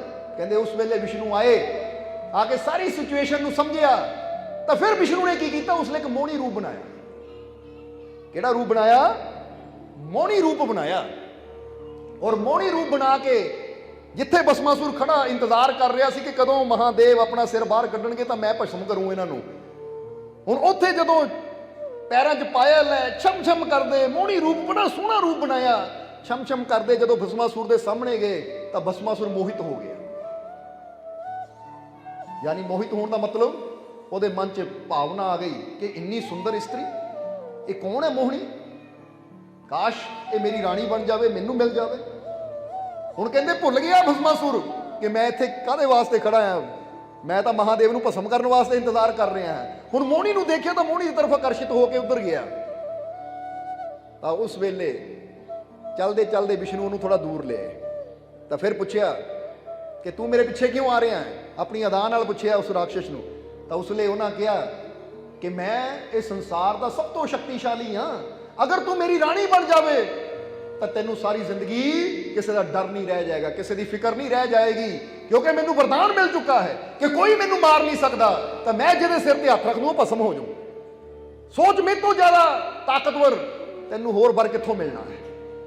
ਤਾਂ ਉਸ ਲਈ ਮੋਹਣੀ ਰੂਪੀ ਵਿਸ਼ਨੂੰ ਕਿਹਾ ਆ ਗਿਆ ਚੱਕਰ 'ਚ ਆ ਗਿਆ। ਇਸ ਲਈ ਫਿਰ ਉਸ ਵੇਲੇ ਮੋਹਣੀ ਨੇ ਕਿਹਾ ਕਿ ਮੈਂ ਤੇਰੇ ਨਾਲ ਸ਼ਾਦੀ ਕਰਾਉਣ ਨੂੰ ਤਿਆਰ ਹਾਂ, ਪਰ ਮੈਂ ਇੱਕ ਬਚਨ ਕੀਤਾ ਹੈ ਆਪਣੇ ਆਪ ਨਾਲ ਕਿ ਮੈਂ ਨ੍ਰਿਤਿਆ ਬਹੁਤ ਅੱਛਾ ਕਰਦੀ ਹਾਂ, ਔਰ ਮੈਂ ਸੋਚਿਆ ਸੀ ਕਿ ਮੈਂ ਸ਼ਾਦੀ ਵੀ ਉਹਨਾਂ ਕਰਨੀ ਹੈ ਜੋ ਮੇਰੀ ਤਰ੍ਹਾਂ ਨ੍ਰਿਤਿਆ ਕਰਦਾ ਹੋਵੇ, ਨੱਚਣ ਵਾਲਾ ਹੋਵੇ। ਅਗਰ ਤੈਨੂੰ ਨ੍ਰਿਤਿਆ ਕਰਨਾ ਆਂਦਾ ਹੈ, ਨੱਚਣਾ ਆਂਦਾ ਹੈ, ਤਾਂ ਫਿਰ ਮੈਂ ਤੇਰੇ ਨਾਲ ਸ਼ਾਦੀ ਕਰ ਸਕਦੀ। ਤਾਂ ਹੁਣ ਉਹਨੂੰ ਪਿਆਰ ਹੋ ਚੁੱਕਾ ਸੀ, ਕਹਿੰਦਾ ਲੈ ਲੈ ਨ੍ਰਿਤਿਆ ਕਰਨਾ ਮੈਨੂੰ ਆਂਦਾ ਹੀ ਹੈ, ਜਿੱਦਾਂ ਕਹੂੰਗੀ ਮੈਂ ਉਦਾਂ ਨੱਚਣ ਨੂੰ ਤਿਆਰ ਹਾਂ, ਦੱਸ ਕਿੱਦਾਂ ਨੱਚਣਾ ਹੈ। ਤਾਂ ਮੋਹਣੀ ਨਹੀਂ ਕਿਹਾ ਇਦਾਂ ਨਹੀਂ, ਜਿੱਦਾਂ ਮੈਂ ਨੱਚਣਾ, ਮੈਂ ਸਟੈਪ ਕਰਨੇ ਆ ਨਾ, ਉਦਾਂ ਤੈਨੂੰ ਕਰਨੇ ਪੈਣੇ ਆ। ਅਗਰ ਤੂੰ ਉਦਾਂ ਕਰੇਗਾ ਜੋ ਮੈਂ ਕਰੂੰਗੀ ਤਾਂ ਫਿਰ ਮੈਂ ਤੇਰੇ ਗਲ 'ਚ ਹੁਣੇ ਜੈਮਾਲਾ ਪਾ ਦੂੰਗੀ, ਹੁਣੇ ਬਰਮਾਲਾ ਪਾ ਦੂੰ, ਤੈਨੂੰ ਹੁਣੇ ਹੀ ਆਪਣਾ ਪਤੀ ਬਣਾ ਲੂੰ। ਤਾਂ ਭਸਮਾਸੁਰ ਤਾਂ ਖੁਸ਼ ਹੋ ਗਿਆ, ਕਹਿੰਦਾ ਫਿਰ ਕਰ ਕੀ ਕਰਨਾ, ਜੋ ਤੂੰ ਕਰੂੰਗੀ ਮੈਂ ਕਰਨ ਨੂੰ ਤਿਆਰ ਹਾਂ। ਕਹਿੰਦੇ ਬਸ ਫਿਰ ਹੋ ਗਿਆ ਨ੍ਰਿਤਿਆ ਸ਼ੁਰੂ। ਕਦੀ ਮੋਹਣੀ ਰੂਪੀ ਵਿਸ਼ਨੂੰ ਹੱਥ ਏਦਾਂ ਕਰੇ, ਉਧਰੋਂ ਉਹ ਵੀ ਉਦਾਂ ਹੀ ਕਰੇ, ਉਹ ਹੱਥ ਉੱਪਰ ਚੱਕੇ, ਉਹ ਵੀ ਉੱਪਰ ਚੱਕੇ, ਇਸੇ ਤਰ੍ਹਾਂ ਕਰਦੇ ਕਰਦੇ ਕਰਦੇ ਕਰਦੇ ਤੇਜ਼ੀ ਨਾਲ ਸਟੈਪ ਕਰਦੇ ਕਰਦੇ ਜਿੱਦਾਂ ਇਹ ਕਰ ਰਿਹਾ ਉਦਾਂ ਹੀ ਉਹ ਕਰ ਰਿਹਾ। ਜਦੋਂ ਦੇਖਿਆ ਹੁਣ ਮਗਨ ਹੋ ਗਿਆ ਤਾਂ ਉਹਨੇ ਆਪਣਾ ਹੱਥ ਆਪਣੇ ਸਿਰ ਤੇ ਰੱਖ ਲਿਆ। ਜਿੱਦਾਂ ਹੀ ਭਸਮਾਸੁਰ ਨੇ ਆਪਣਾ ਹੱਥ ਆਪਣੇ ਸਿਰ ਤੇ ਰੱਖਿਆ, ਨਾਲ ਹੀ ਭਸਮ ਹੋ ਗਏ, ਕਿਉਂਕਿ ਵਰਦਾਨ ਸੀ ਕਿ ਮੈਂ ਜਿਹਦੇ ਸਿਰ ਤੇ ਹੱਥ ਰੱਖੂ ਭਸਮ ਹੋ ਜਾਊ। ਹੁਣ ਜਿਸ ਵੇਲੇ ਭਸਮਾਸੁਰ ਭਸਮ ਹੋਇਆ ਤਾਂ ਫਿਰ ਵਿਸ਼ਨੂੰ ਨੇ ਆਪਣਾ ਅਸਲੀ ਰੂਪ ਧਾਰਨ ਕੀਤਾ, ਤਾਂ ਮਹਾਦੇਵ ਨੂੰ ਕਿ ਆ ਜਾ ਹੁਣ ਸੰਕਟ ਟਲ ਗਿਆ।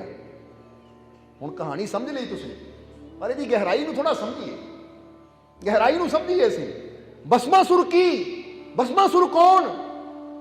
ਕਿਉਂਕਿ ਸਭ ਦੇ ਅੰਦਰ ਹੀ ਭਸਮਾਸੁਰ ਹੈ, ਔਰ ਸਭ ਦੇ ਅੰਦਰ ਹੀ ਮਹਾਦੇਵ ਵੀ ਹੈ, ਔਰ ਸਭ ਦੇ ਅੰਦਰ ਹੀ ਉਹ ਵਿਸ਼ਨੂੰ ਵੀ ਹੈ। ਜਰਾ ਸਮਝਣਾ ਸਾਰਿਆਂ ਨੇ, ਕਿਉਂਕਿ ਤੁਹਾਨੂੰ ਦੱਸਿਆ ਨਾ ਗੱਲ, ਕਹਾਣੀ ਦੀ ਗਹਿਰਾਈ ਨੂੰ ਹੁਣ ਸਮਝੀਏ ਥੋੜਾ ਜਿਹਾ। ਭਸਮਾਸੁਰ ਕੌਣ ਹੈ? ਇਹ ਭਸਮਾਸੁਰ ਹੈ ਤੁਹਾਡਾ ਮਨ। ਬੋਲੋ ਸਮਝਦੇ ਹੋ ਕਿ ਨਹੀਂ?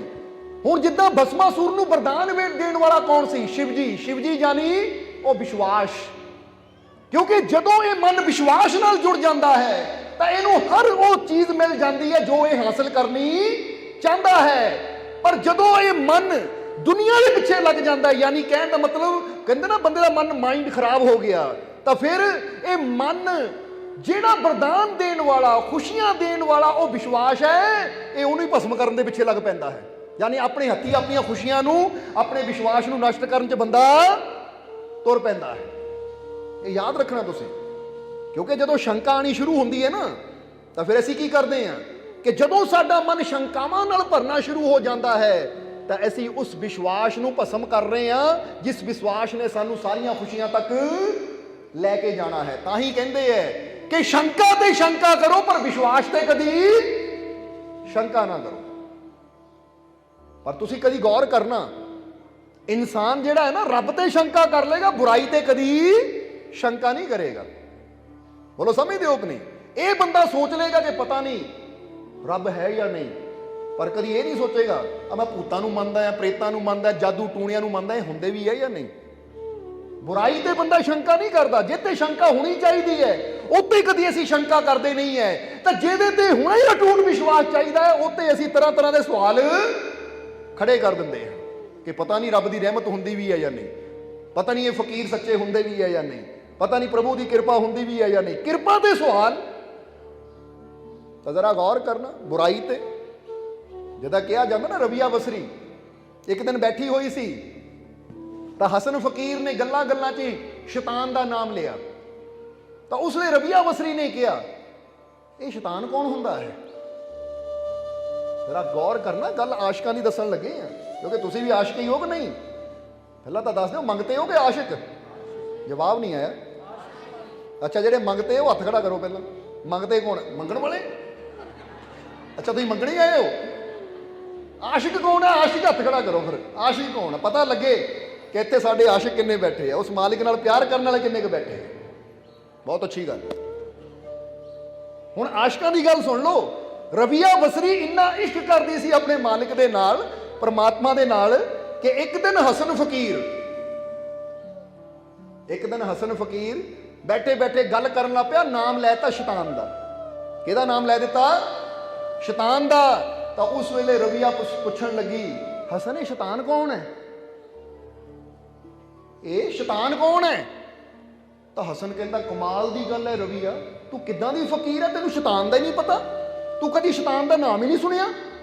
ਤਾਂ ਉਸ ਵੇਲੇ ਰਬੀਆ ਨੇ ਮੁਸਕਰਾ ਕੇ ਕਿਹਾ ਕਿ ਮੈਂ ਤਾਂ ਅੱਜ ਤੱਕ ਰਹਿਮਾਨ ਦਾ ਹੀ ਨਾਮ ਸੁਣਿਆ, ਸ਼ੈਤਾਨ ਦਾ ਤਾਂ ਪਹਿਲੀ ਵਾਰ ਤੇਰੇ ਮੂੰਹੋਂ ਸੁਣਿਆ, ਨਹੀਂ ਤਾਂ ਅੱਜ ਤੱਕ ਰਹਿਮਾਨ ਦਾ ਹੀ ਨਾਮ ਸੁਣਿਆ ਹੈ। ਅੰਦਰ ਰਹਿਮਾਨ ਹੀ ਹੋਵੇ, ਰਹਿਮਾਨ ਯਾਨੀ ਉਹ ਪਰਮਾਤਮਾ, ਉਹ ਪ੍ਰਭੂ, ਉਹ ਨਿਰੰਕਾਰ, ਉਹ ਵਾਹਿਗੁਰੂ, ਉਹ ਅੱਲਾ। ਉਹ ਕਹਿੰਦੀ ਜਦੋਂ ਰੋਮ ਰੋਮ 'ਚ ਰਹਿਮਾਨ ਹੋਵੇ ਤਾਂ ਜਿੱਥੇ ਹੋਵੇ ਹੀ ਰਹਿਮਾਨ ਉੱਥੇ ਕਦੀ ਆ ਹੀ ਨਹੀਂ ਸਕਦਾ ਸ਼ੈਤਾਨ। ਇਹ ਲਈ ਨਾਮ ਹੀ ਪਹਿਲੀ ਵਾਰ ਸੁਣਿਆ। ਹੁਣ ਇਹਨੂੰ ਕਹਿੰਦੇ ਹੈ ਕਿ ਰਹਿਮਾਨ ਤੇ ਯਾਨੀ ਪਰਮਾਤਮਾ ਤੇ ਇੰਨਾ ਯਕੀਨ ਹੈ, ਇੰਨਾ ਵਿਸ਼ਵਾਸ ਹੈ ਕਿ ਸ਼ੈਤਾਨ ਦਾ ਕੋਈ ਅਤਾ ਪਤਾ ਹੀ ਹੈ ਨਹੀਂ ਜ਼ਿੰਦਗੀ ਦੇ ਵਿੱਚ। ਔਰ ਅੱਜ ਗੱਲ ਉਲਟੀ, ਅੱਜ ਬੰਦਾ ਰਹਿਮਾਨ ਤੋਂ ਦੂਰ ਹੈ ਤਾਂ ਸ਼ੈਤਾਨ ਉਹਦੇ ਰਗ ਰਗ 'ਚ ਬਸਦਾ ਹੈ, ਕਿਉਂਕਿ ਸਾਰੇ ਕੰਮ ਹੀ ਸ਼ੈਤਾਨੀ ਵਾਲੇ ਹੁੰਦੇ ਆ ਕਿ ਨਹੀਂ? ਗਾਲੀ ਦੇਣੀ ਸ਼ੈਤਾਨ ਦਾ ਕੰਮ, ਝਗੜੇ ਕਰਨਾ ਸ਼ੈਤਾਨ ਦਾ ਕੰਮ, ਹੇਰਾ ਫੇਰੀਆਂ ਕਰਨਾ ਸ਼ੈਤਾਨ ਦਾ ਕੰਮ, ਝੂਠ ਬੋਲਣਾ ਸ਼ੈਤਾਨ ਦਾ ਕੰਮ, ਨਫ਼ਰਤ ਕਰਨਾ ਸ਼ੈਤਾਨ ਦਾ ਕੰਮ, ਨਿੰਦਿਆ ਕਰਨਾ ਸ਼ੈਤਾਨ ਦਾ ਕੰਮ। ਹੁਣ ਕਿੰਨੇ ਕੁ ਕੰਮ ਦੱਸ ਦਈਏ ਤੁਹਾਨੂੰ, ਤੁਸੀਂ ਆਪ ਸਮਝਦਾਰ ਹੋ। ਲਿਸਟ ਬਣਾ ਕੇ ਦੇਖੋ ਕਿ ਕਿੰਨੇ ਕੰਮ ਸ਼ੈਤਾਨ ਵਾਲੇ ਅੱਜ ਇਨਸਾਨ ਕਰ ਰਿਹਾ ਹੈ। ਅੱਜ ਰਹਿਮਾਨ ਵਾਲਾ ਦਾ ਕੋਈ ਕੰਮ ਬੰਦੇ ਅੰਦਰ ਹੈ ਹੀ ਨਹੀਂ। ਇਸ ਲਈ ਜਿਹੜੇ ਆਸ਼ਿਕ ਹੁੰਦੇ ਆ ਨਾ, ਉਹ ਤਾਂ ਕਹਿੰਦੇ ਕਿਹੜਾ ਸ਼ੈਤਾਨ, ਕਿਉਂਕਿ ਅੱਜ ਤੱਕ ਨਾ ਸ਼ੈਤਾਨ ਬਾਰੇ ਸੁਣਿਆ ਤਾਂ ਨਾ ਹੀ ਸ਼ੈਤਾਨ ਵਾਲੇ ਕੋਈ ਕੰਮ ਕੀਤੇ ਹੈ। ਰਹਿਮਾਨ ਬਾਰੇ ਹੀ ਸੁਣਿਆ ਤਾਂ ਕੰਮ ਵੀ ਸਾਰੇ ਰਹਿਮਾਨ ਵਾਲੇ ਹੀ ਕੀਤੇ। ਰਹਿਮਾਨ ਵਾਲਾ ਕੰਮ ਸਭ ਤੇ ਦਇਆ ਕਰਨਾ, ਸਭ ਨਾਲ ਪ੍ਰੇਮ ਕਰਨਾ, ਸਭ ਨੂੰ ਖੁਸ਼ੀਆਂ ਦੇਣੀਆਂ, ਸਭ ਦਾ ਭਲਾ ਕਰਨਾ, ਸਭ ਦਾ ਭਲਾ ਮੰਗਣਾ, ਸਭ ਤੇ ਦਇਆ ਕਰਨੀ, ਸਭ ਨਾਲ ਪ੍ਰੇਮ ਕਰਨਾ, ਸਭ ਨੂੰ ਖੁਸ਼ੀਆਂ ਹੀ ਖੁਸ਼ੀਆਂ ਵੰਡਣੀਆਂ, ਕਿਉਂਕਿ ਇਹੀ ਤਾਂ ਕੰਮ ਕਿਹਦਾ ਹੈ? ਰਹਿਮਾਨ ਦਾ। ਹੁਣ ਜੇ ਸ਼ੈਤਾਨ ਵਾਲੇ ਕੰਮ ਕਰੋਗੇ ਤਾਂ ਫਿਰ ਸ਼ੈਤਾਨ ਬਣਦੇ ਚਲੇ ਜਾਓਗੇ, ਦੁੱਖਾਂ ਨਾਲ ਜ਼ਿੰਦਗੀ ਭਰਦੀ ਚਲੀ ਜਾਏਗੀ। ਤਾਂ ਜੇ ਰਹਿਮਾਨ ਵਾਲੇ ਕੰਮ ਕਰੋਗੇ ਫਿਰ ਰਹਿਮਾਨ ਬਣਦੇ ਚਲੇ ਜਾਓਗੇ ਤਾਂ ਜ਼ਿੰਦਗੀ ਰਹਿਮਤਾਂ ਨਾਲ ਭਰਪੂਰ ਹੁੰਦੀ ਚਲੀ ਜਾਏਗੀ। ਇਸ ਲਈ ਤੁਹਾਡੇ ਤੇ ਨਿਰਭਰ ਕਰਦਾ ਹੈ ਕਿ ਤੁਸੀਂ ਕੰਮ ਕਿਹੜੇ ਕਰਨੇ। ਸੋਚ ਲਓ ਜ਼ਰਾ, ਕਰ ਲਿਆ ਕਿ ਨਹੀਂ ਵਿਚਾਰ? ਕਿਉਂਕਿ ਵਿੱਚ ਚੁੱਪ ਤਾਂ ਹੋ ਜਾਈਦਾ ਤਾਂ ਕਿ ਤੁਸੀਂ ਥੋੜਾ ਵਿਚਾਰ ਕਰਨ ਦਾ ਮੌਕਾ ਮਿਲੇ ਤੁਹਾਨੂੰ। ਇਸ ਲਈ ਸ਼ੰਕਾ ਹੋਵੇ ਤਾਂ ਸ਼ੈਤਾਨ ਤੇ ਹੋਵੇ ਕਿ ਹੁੰਦਾ ਵੀ ਹੈ ਜਾਂ ਨਹੀਂ। ਰਹਿਮਾਨ ਤੇ ਕਦੀ ਸ਼ੰਕਾ ਨਾ ਹੋਵੇ, ਉੱਥੇ ਤਾਂ ਪੂਰਾ ਯਕੀਨ ਹੋਵੇ ਕਿ ਮੈਨੂੰ ਪੂਰਾ ਯਕੀਨ ਆ ਮੇਰਾ ਮਾਲਿਕ ਹੈ। ਆਦ ਸੱਚ ਜੁਗਾਦ ਸੱਚ, ਹੈ ਵੀ ਸੱਚ ਤੇ ਨਾਨਕ ਹੋਸੀ ਵੀ ਸੱਚ। ਉੱਥੇ ਤਾਂ ਸ਼ੱਕ ਹੀ ਕੋਈ ਨਹੀਂ, ਮੈਂ ਹਰ ਚੀਜ਼ ਤੇ ਸ਼ੱਕ ਕਰ ਸਕਦਾ ਹਾਂ। ਇੱਥੇ ਤੱਕ ਵੀ ਜਿਹੜੇ ਸੱਚੇ ਆਸ਼ਿਕ ਹੈ ਨਾ, ਕਿਸੇ ਨੇ ਬੁੱਲੇ ਸ਼ਾਹ ਨੂੰ ਪੁੱਛਿਆ ਸੀ ਕਿ ਬੁੱਲੇ ਸ਼ਾਹ ਤੈਨੂੰ ਰੱਬ ਦੇ ਵਜੂਦ ਤੇ ਕਿੰਨਾ ਯਕੀਨ ਹੈ? ਤਾਂ ਬੁੱਲੇ ਸ਼ਾਹ ਕਹਿੰਦੇ ਇੰਨਾ ਯਕੀਨ ਹੈ ਕਿ ਮੈਂ ਆਪਣੇ ਆਪ ਤੇ ਸ਼ੱਕ ਕਰ ਸਕਦਾ ਹਾਂ, ਪਰ ਆਪਣੇ ਉਹ ਮਹਿਬੂਬ ਤੇ ਸ਼ੱਕ ਨਹੀਂ ਕਰ ਸਕਦਾ। ਕਹਿੰਦੇ ਆਪਣੇ ਹੋਣ ਤੇ ਮੈਂ ਸ਼ੱਕ ਕਰ ਸਕਦਾ ਕਿ ਮੈਂ ਹੋ ਸਕਦਾ ਹੋਵਾਂ ਜਾਂ ਨਾ ਹੋਵਾਂ। ਹਾਲਾਂਕਿ ਆਪਣੇ ਆਪ ਤੇ ਸ਼ੱਕ ਕਰਨਾ ਵੀ ਜਰਾ ਗੌਰ ਕਰਨਾ ਮੁਸ਼ਕਿਲ ਹੈ, ਕਿਉਂਕਿ ਬੰਦੇ ਨੂੰ ਪਤਾ ਮੈਂ ਹਾਂ ਤਾਂ ਹਾਂ, ਇਹ ਚ ਕਾਹਦਾ ਸ਼ੱਕ ਹੈ। ਪਰ ਬੁੱਲੇ ਸ਼ਾਹ ਵਰਗੇ ਆਸ਼ਿਕ ਕਹਿੰਦੇ ਕਿ ਇੰਨਾ ਯਕੀਨ ਹੈ ਆਪਣੇ ਮੌਲਾ ਤੇ, ਆਪਣੇ ਮਾਲਿਕ ਤੇ, ਮੈਂ ਆਪਣੇ ਆਪ ਤੇ ਸ਼ੱਕ ਕਰ ਸਕਦਾ ਹਾਂ ਕਿ ਹੋ ਸਕਦਾ ਮੈਂ ਨਾ ਹੋਵਾਂ, ਪਰ ਉੱਤੇ ਸ਼ੱਕ ਨਹੀਂ ਕਿ ਉਹ ਨਾ ਹੋਵੇ। ਉਹ ਹੈ ਔਰ ਉਹਨਾਂ ਸਦਾ ਰਹਿਣਾ ਹੈ, ਕਿਉਂਕਿ ਬਾਕੀ ਯਾਰ ਮੇਰਾ ਮੈਂ ਤੇ ਹਾਂ ਫਾਨੀ, ਮੇਰੀ ਹੋਰ ਇਸ ਤੋਂ ਕਰਾਮਾਤ ਕੋਈ ਨਹੀਂ। ਤੈਨੂੰ ਫਿਰ ਬੁੱਲੇ ਸ਼ਾਹ ਮੈਂ ਕੀ ਦੱਸਾਂ, ਮੇਰੀ ਸਿਫਤ ਕੀ ਹੈ ਜਿਹਦੀ ਜਾਤ ਕੋਈ ਨਹੀਂ। ਉਹ ਕਹਿੰਦੇ ਉਹੀ ਤਾਂ ਹੈ। ਇਹ ਆਸ਼ਕਾਂ ਦੀ ਗੱਲ ਹੁੰਦੀ ਹੈ ਕਿ ਬੇਬੋਲਦੇ ਦੀ ਤੈਨੂੰ ਸਮਝ ਹੈ ਨਹੀਂ, ਜਿਹੜਾ ਨਿਤ ਤੇਰੇ ਵਿੱਚ ਬੋਲਦਾ ਏ ਭੁੱਲਾ ਆਪ ਫਿਰੇ, ਟੋਲੇ ਬਾਹਰ ਉਸਨੂੰ ਵਾਂਗ ਮੁਰਗੀਆਂ ਦੇ ਕੂੜਾ ਫੋਲਦਾ ਏ। ਜਰਾ ਬੁੱਝਤਾ ਕੌਣ ਹੈ ਵਿੱਚ ਤੇਰੇ, ਸ਼ਾਇਦ ਉਹੀ ਹੋਵੇ ਜਿਹਨੂੰ ਤੋਲਦਾ ਏ। ਬੁੱਲੇ ਸ਼ਾਹ ਰੱਬ ਤੇ ਤੋਂ ਵੱਖ ਨਹੀਂ, ਆਪੇ ਆਵਾਜ਼ ਮਾਰੇ ਆਪੇ ਬੋਲਦਾ ਏ। ਦੇਖੋ ਕਿੱਥੇ ਤੱਕ ਗੱਲ ਪਹੁੰਚ ਗਈ। ਇਸ ਲਈ ਰੱਬ ਦੀਆਂ ਰਹਿਮਤਾਂ ਤੇ ਸ਼ੱਕ ਨਾ ਕਰਿਆ ਕਰੋ, ਉਹ ਰੱਬ ਦੀ ਹੋਣ ਤੇ ਸ਼ੱਕ ਨਾ ਕਰਿਆ ਕਰੋ, ਆਪਣੇ ਹੋਣ ਤੇ ਸ਼ੱਕ ਕਰ ਲਿਆ ਕਰੋ। ਬੋਲੋ ਸਮਝਦੇ ਹੋ ਕਿ ਨਹੀਂ ਕਿ ਮੈਂ ਆਪਣੇ ਆਪ ਤੇ ਸ਼ੱਕ ਕਰ ਸਕਦਾ, ਕਿਉਂਕਿ ਅੱਜ ਮੈਂ ਹਾਂ, ਕੱਲ ਨੂੰ ਪਤਾ ਨਹੀਂ ਮੈਂ ਹੋਣਾ ਹੈ ਜਾਂ ਨਹੀਂ ਹੋਣਾ, ਇਹਦਾ ਯਕੀਨ ਨਹੀਂ ਹੈ। ਪਰ ਮੇਰਾ ਮਾਲਿਕ ਸਦਾ ਸੀ, ਸਦਾ ਹੈ ਔਰ ਉਹਨਾਂ ਸਦਾ ਰਹਿਣਾ, ਇੱਥੇ ਕੋਈ ਸ਼ੱਕ ਨਹੀਂ ਹੈ, ਇੱਥੇ ਪੱਕਾ ਯਕੀਨ ਹੈ। ਕਿਉਂਕਿ ਗੱਲ ਤਾਂ ਯਕੀਨ ਦੇ ਨਾਲ ਹੀ ਬਣਨੀ ਹੈ। ਜਿੰਨਾ ਤੁਹਾਡਾ ਯਕੀਨ ਵੱਧਦਾ ਚਲਾ ਜਾਏਗਾ, ਜਿੰਨਾ ਤੁਹਾਡਾ ਵਿਸ਼ਵਾਸ ਵੱਧਦਾ ਚਲਾ ਜਾਏਗਾ ਨਾ, ਤੁਸੀਂ ਆਪ ਮਹਿਸੂਸ ਕਰੋਗੇ ਤੁਹਾਡੇ ਜੀਵਨ 'ਚ ਉਹਦੀਆਂ ਰਹਿਮਤਾਂ ਵੱਧਦੀਆਂ ਚਲੀਆਂ ਜਾਣਗੀਆਂ। ਕਿਉਂਕਿ ਰਹਿਮਤ ਨੂੰ ਵਧਾਉਣ ਵਾਸਤੇ ਸਾਨੂੰ ਆਪਣੇ ਯਕੀਨ ਨੂੰ, ਆਪਣੇ ਵਿਸ਼ਵਾਸ ਨੂੰ ਵਧਾਉਣਾ ਪੈਂਦਾ ਹੈ। ਇਸ ਲਈ ਭਸਮਾਸੁਰ ਵਾਲੀ ਗੱਲ ਇਹੀ ਹੈ ਕਿ ਸ਼ਿਵ ਜੀ ਜਾਨੀ ਵਿਸ਼ਵਾਸ, ਕਿਉਂਕਿ ਵਿਸ਼ਵਾਸ ਨਾਲ ਹੀ ਸਾਨੂੰ ਵਰਦਾਨ ਮਿਲਦੇ ਹੈ। ਵਰਦਾਨ ਦਾ ਮਤਲਬ ਸਾਡੇ ਜੀਵਨ 'ਚ ਖੁਸ਼ੀਆਂ ਆਉਂਦੀਆਂ ਹੈ। ਪਰ ਇਹ ਮਨ ਰੂਪੀ ਭਸਮਾਸੁਰ ਐਸਾ ਹੈ ਕਿ ਵਿਸ਼ਵਾਸ ਨੂੰ ਹੀ ਭਸਮ ਕਰਨ ਪਿੱਛੇ ਤੁਰ ਪੈਂਦਾ ਹੈ। ਫਿਰ ਆਂਦਾ ਹੈ ਗੁਰੂ ਯਾਨੀ ਵਿਸ਼ਨੂੰ, ਉਹ ਆ ਕੇ ਸਾਡੇ ਵਿਸ਼ਵਾਸ ਨੂੰ ਬਚਾਉਂਦਾ ਹੈ। ਕਿਉਂਕਿ ਪਤਾ ਜੇ ਵਿਸ਼ਵਾਸ ਹੀ ਭਸਮ ਹੋ ਗਿਆ ਤਾਂ ਇਹ ਤਾਂ ਖਤਮ ਹੋ ਗਿਆ। ਫਿਰ ਗੁਰੂ ਆ ਕੇ ਉਹ ਜਿਹੜੇ ਮਨ ਦੀਆਂ ਸ਼ੰਕਾ ਨਾ, ਜਿਹੜਾ ਮਨ ਭਸਮਾਸੁਰ ਬਣਿਆ ਫਿਰਦਾ ਹੈ, ਉਹ ਮਨ ਨੂੰ ਮਾਰਦਾ ਹੈ, ਉਹ ਮਨ ਨੂੰ ਖਤਮ ਕਰਦਾ ਹੈ। ਕਿਉਂਕਿ ਇਸੇ ਲਈ ਦੱਸਿਆ ਜਾਂਦਾ ਹੈ, ਬੁੱਲੇ ਸ਼ਾਹ ਕੀ ਕਹਿੰਦੇ ਹੈ ਕਿ ਗੰਗਾ ਗਿਆ ਗੱਲ ਬਣਨੀ ਨਹੀਂ, ਭਾਵੇਂ 100 ਗੋਤੇ ਲਾਈਏ। ਮੱਕੇ ਗਿਆ ਗੱਲ ਬਣਨੀ ਨਹੀਂ, ਭਾਵੇਂ 100 ਜੁਮਾ ਪੜ ਆਈਏ। ਗਿਆ ਗੱਲ ਬਣਨੀ ਨਹੀਂ, ਭਾਵੇਂ 100 ਪੰਡ ਪੜਾਈਏ। ਬੁੱਲੇ ਸ਼ਾਹ ਗੱਲ ਤਾਈਓ ਬਣਨੀ ਜਦੋਂ ਮੈਂ ਨੂੰ ਦਿਲੋਂ ਗਵਾਈਏ। ਉਹ ਕਹਿੰਦੇ ਗੱਲ ਤਾਂ ਬਣਨੀ ਉਦੋਂ ਜਦੋਂ ਮੈਂ ਜਾਏਗੀ, ਔਰ ਇਹ ਮੈਂ ਨੂੰ ਹੀ ਮਾਰਨਾ ਗੁਰੂ ਦਾ ਕੰਮ ਹੈ।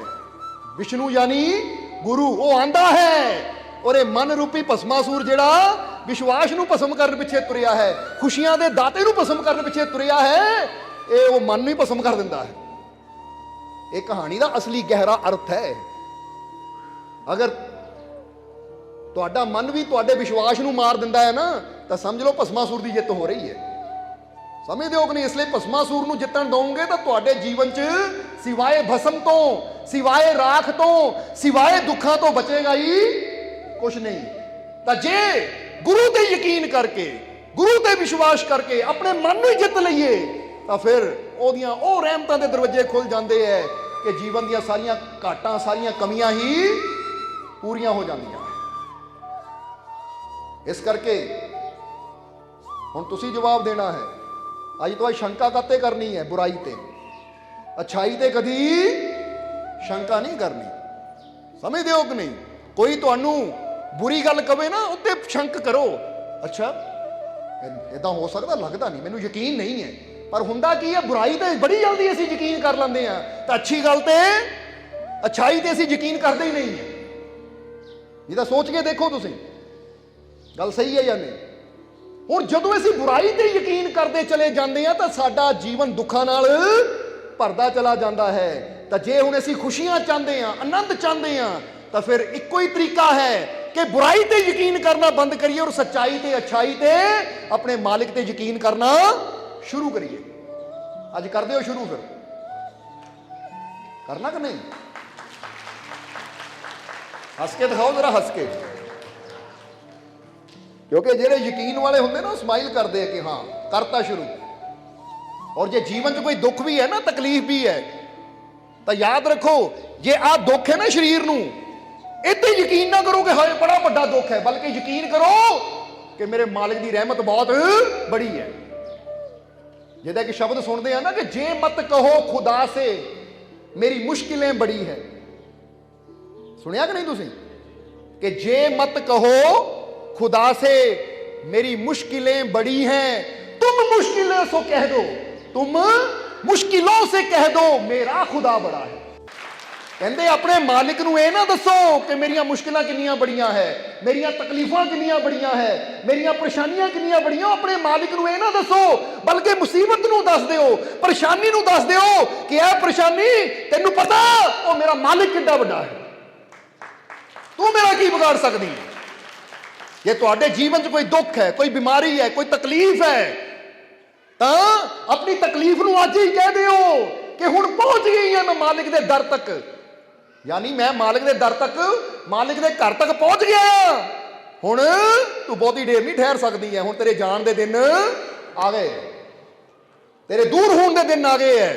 ਕਿਉਂਕਿ ਤੂੰ ਚਾਹੇ ਜਿੱਡੀ ਮਰਜ਼ੀ ਬੜੀ ਹੋਵੇ, ਪਰ ਮੇਰੇ ਮਾਲਿਕ ਦੀ ਰਹਿਮਤ ਤੋਂ ਬੜੀ ਨਹੀਂ ਹੋ ਸਕਦੀ। ਹੁਣ ਜ਼ਰਾ ਧਿਆਨ ਦਿਓ, ਇੱਕ ਵਾਰ ਫਿਰ ਦੁਹਰਾਵਾਂਗੇ। ਜੇ ਕਦੀ ਨਹੀਂ ਸ਼ਬਦ ਸੁਣਿਆ ਤਾਂ ਸੁਣ ਲਿਓ। ਉੱਦਾਂ ਬਹੁਤ ਸੁਣਦੇ ਆ ਅਸੀਂ, ਸਮਝਦੇ ਹੋ ਕਿ ਨਹੀਂ? ਕਈ ਗਾਣੇ ਸੁਣਦੇ ਆ, ਹਿੰਦੀ ਸੁਣਦੇ ਆ, ਪੰਜਾਬੀ ਸੁਣਦੇ ਆ, ਗਜ਼ਲਾਂ ਸੁਣਦੇ ਆ, ਪਰ ਜਿਹੜੀ ਚੀਜ਼ ਸਾਡੇ ਅੰਦਰ ਨਾ ਉਹ ਮਾਲਿਕ ਦੇ ਵਿਸ਼ਵਾਸ ਨੂੰ ਵਧਾਵੇ, ਪ੍ਰੇਮ ਨੂੰ ਵਧਾਵੇ, ਕਦੀ ਉਹ ਵੀ ਸੁਣਿਆ ਕਰੋ ਕਿ ਜੇ ਮਤ ਕਹੋ ਖੁਦਾ ਸੇ ਮੇਰੀ ਮੁਸ਼ਕਿलें ਬੜੀ ਹੈ। ਕਿਉਂਕਿ ਹਰ ਬੰਦਾ ਕਹਿੰਦਾ ਰੱਬਾ ਮੇਰੇ ਜੀਵਨ 'ਚ ਮੁਸ਼ਕਿਲਾਂ ਬਹੁਤ ਬੜੀਆਂ ਹੈ, ਮੇਰੇ ਜੀਵਨ 'ਚ ਤਕਲੀਫਾਂ ਬਹੁਤ ਜ਼ਿਆਦਾ ਹੈ, ਮੇਰੇ ਘਰ 'ਚ ਪਰੇਸ਼ਾਨੀਆਂ ਬਹੁਤ ਜ਼ਿਆਦਾ ਹੈ। ਕਹਿੰਦੇ ਇਹ ਨਾ ਦੱਸੋ, ਬਲਕਿ ਆਪਣੀਆਂ ਤਕਲੀਫਾਂ ਨੂੰ ਇਹ ਕਹਿ ਦਿਓ। ਉਹੀ ਚੀਜ਼ ਇੱਥੇ ਦੱਸੀ ਹੈ, ਜੇ ਮਤ ਕਹੋ ਖੁਦਾ ਸੇ ਮੇਰੀ ਮੁਸ਼ਕਿलें ਬੜੀ ਹੈ, तुम मुश्किलों से कह दो मेरा खुदा बड़ा है, कि मेरा मालिक बहुत बड़ा है, मेरे मालिक की रहमत बहुत बड़ी है। आज तो नियम बना लो, ये बनाओगे कि नहीं? अगर तुम ये नियम बना लोगे ना, तो तुम देखोगे जो तुहाडे जीवन मुश्किल आएगी ना, तुहानू हसी आएगी उहदे वल देख के, कहना लै आ गई है, इहनू नहीं पता किहदे नाल मत्था मारन चली है। समझदे हो कि नहीं? मुसीबत ते हासा आएगा तुहानू कि इहनू नहीं पता किहदे नाल पंगा लै रही है, इहनू नहीं पता कि मेरे पिछे ताकत किहड़ी काम करदी है। आ जा फिर लै ला, तज तैनू भी पता लगे, क्योंकि आ जा समा के आप आवाज़ मारो, आ जा फिर आके टकरा, पता लग जाएगा तैनू। जदों तेरा नामो निशान मिटेगा ना, तो फिर तुम ही सोचेगी कित्थे पंगा लै लिया मैं। इसलिए उसकी रहमत बहुत बड़ी है, उसकी रहमत ते यकीन होना चाहिए है, उसकी रहमत ते भरोसा होना चाहिए है। क्योंकि कोई छोटी ताकत नहीं है जिहड़ी तुहाडे अंदर बैठी है, पर परम पिता परमात्मा तुहाडे अंदर बैठा है, वो सर्वशक्तिशाली प्रभु तुहाडे अंदर बैठा है। कोई छोटी ताकत नहीं है तुहाडे अंदर। इसलिए वो ताकत ते विश्वास करना सीखो, वो ताकत ते यकीन करना सीखो। जिन्होंने उस ताकत ते विश्वास करना सीख लिया, तो फिर जीवन दीयां सारियां मुश्किलों चों ऐदां बाहर आ जाते हैं। समझदे हो कि नहीं? इस करके एक बार फिर कहांगे कि कदी अपने मालिक ते, कदी ओहदियां रहमतां ते शंका नहीं करनी, उत्ते पूरा यकीन करना है, पूरा विश्वास करना है। शंका करनी है तो बुराई ते करिए, शैतान ते करिए, माड़ियां चीज़ां ते करिए, अच्छाई ते कदी शंका ना करिए, ओहदियां रहमतां ते कदी शंका ना करिए। उत्थे तां तुसीं भी बुल्ले शाह वांगू ही कहो कि मैं अपने आप ते शक कर सकदा कि मैं हाँ या नहीं, पर मैं अपने रब दे शक नहीं कर सकता, क्योंकि वो है और उन्हें सदा रहना है। इदां दा यकीन चाहिए है, इदां दा विश्वास चाहिए है, ताकि तुसी भी कह सको कि मैं तो रहमान बारे ही सुनिया है, शैतान बारे तो पहली बार तेरे मूँह पता लगा है। समझते हो कि नहीं? क्योंकि जो गल ही रहमान की होनी है, अंदर जिक्र ही रहमान का है, ध्यान ही हर वेले अपने मालिक वाल है, तो हुण जिहदा ध्यान ही उधर होवे ਤਾਂ ਫਿਰ ਉਹਨੂੰ ਹੋਰ ਕੁਝ ਨਜ਼ਰ ਆਉਂਦਾ ਹੈ? ਜਰਾ ਸੋਚ ਕੇ ਦੇਖੋ, ਕਿਉਂਕਿ ਹੋਰ ਕੁਝ ਨਜ਼ਰ ਆਉਣ ਵਾਸਤੇ ਵੀ ਧਿਆਨ ਇੱਧਰੋਂ ਹਟਾ ਕੇ ਉੱਧਰ ਲਾਉਣ ਦੀ ਲੋੜ ਹੈ, ਫਿਰ ਨਜ਼ਰ ਆਉਂਦਾ। ਤਾਂ ਜਦੋਂ ਧਿਆਨ ਹੀ ਉੱਧਰ ਲੱਗ ਗਿਆ ਤਾਂ ਫਿਰ ਜਿੱਦਾਂ ਕਹਿੰਦੇ ਨਾ ਬੁੱਲੇ ਸ਼ਾਹ, ਦਿਲ ਦੇ ਕੇ ਦਿਲਵਰ ਮਾਹੀ ਨੂੰ ਦਿਲਦਾਰ ਦੀ ਪੂਜਾ ਕਰਨੀ ਏ, ਤੂੰ ਸਾਂਭ ਮਸੀਤਾਂ ਐ ਮੁੱਲਾ, ਅਸੀਂ ਯਾਰ ਦੀ ਪੂਜਾ ਕਰਨੀ ਏ। ਤੂੰ ਮੌਮਿਨ ਹੈ, ਮੈਂ ਆਸ਼ਿਕ ਹਾਂ, ਤੇਰੇ ਨਾਲ ਐਸਾਂ ਦੀ ਨਹੀਂ ਨਿਭਣੀ, ਤੂੰ ਸਜਦਾ ਕਰਦਾ ਕਾਬੇ ਨੂੰ, ਅਸੀਂ ਯਾਰ ਦੀ ਪੂਜਾ ਕਰਨੀ ਹੈ। ਜਰਾ ਦੇਖੋ ਬੁੱਲੇ ਸ਼ਾਹ ਵਰਗੇ ਕੀ ਕਹਿੰਦੇ ਹੈ। ਇਹ ਇਸ਼ਕ ਦੀ ਗੱਲ ਹੈ ਕਿ ਦਿਲ ਦੇ ਕੇ ਦਿਲਬਰ ਮਾਹੀ ਨੂੰ ਦਿਲਦਾਰ ਦੀ ਪੂਜਾ ਕਰਨੀ ਹੈ। ਕਿ ਹੁਣ ਇਹ ਦਿਲ ਦੇ ਦਿੱਤਾ ਆਪਣੇ ਦਿਲਬਰ ਮਾਹੀ ਨੂੰ, ਹੁਣ ਤਾਂ ਪੂਜਾ ਵੀ ਉਹਦੀ ਕਰਨੀ ਹੈ। ਹੁਣ ਕਿੱਥੇ ਮੱਕਾ ਨਜ਼ਰ ਆਉਂਦਾ ਹੈ, ਕਿੱਥੇ ਤੀਰਥ ਨਜ਼ਰ ਆਉਂਦੇ ਹੈ। ਨਾਲੇ ਵੀ ਗੱਲ ਕਹਿਤੀ ਕਿ ਤੂੰ ਮੌਮਿਨ ਹੈ, ਮੈਂ ਆਸ਼ਿਕ ਹਾਂ, ਕਿਉਂਕਿ ਮੌਮਿਨਾਂ ਦਾ ਰਸਤਾ ਕੁਝ ਹੋਰ ਹੁੰਦਾ ਤਾਂ ਆਸ਼ਿਕਾਂ ਦਾ ਰਸਤਾ ਕੁਝ ਹੋਰ ਹੁੰਦਾ ਹੈ। ਮੌਮਿਨ ਚੱਲਦੇ ਆ ਨਮਾਜ਼ਾਂ ਪਿੱਛੇ, ਰੋਜ਼ਿਆਂ ਪਿੱਛੇ, ਹਜ ਪਿੱਛੇ, ਤਾਂ ਆਸ਼ਿਕ ਚੱਲਦੇ ਆ ਯਾਰ ਦੇ ਪਿੱਛੇ।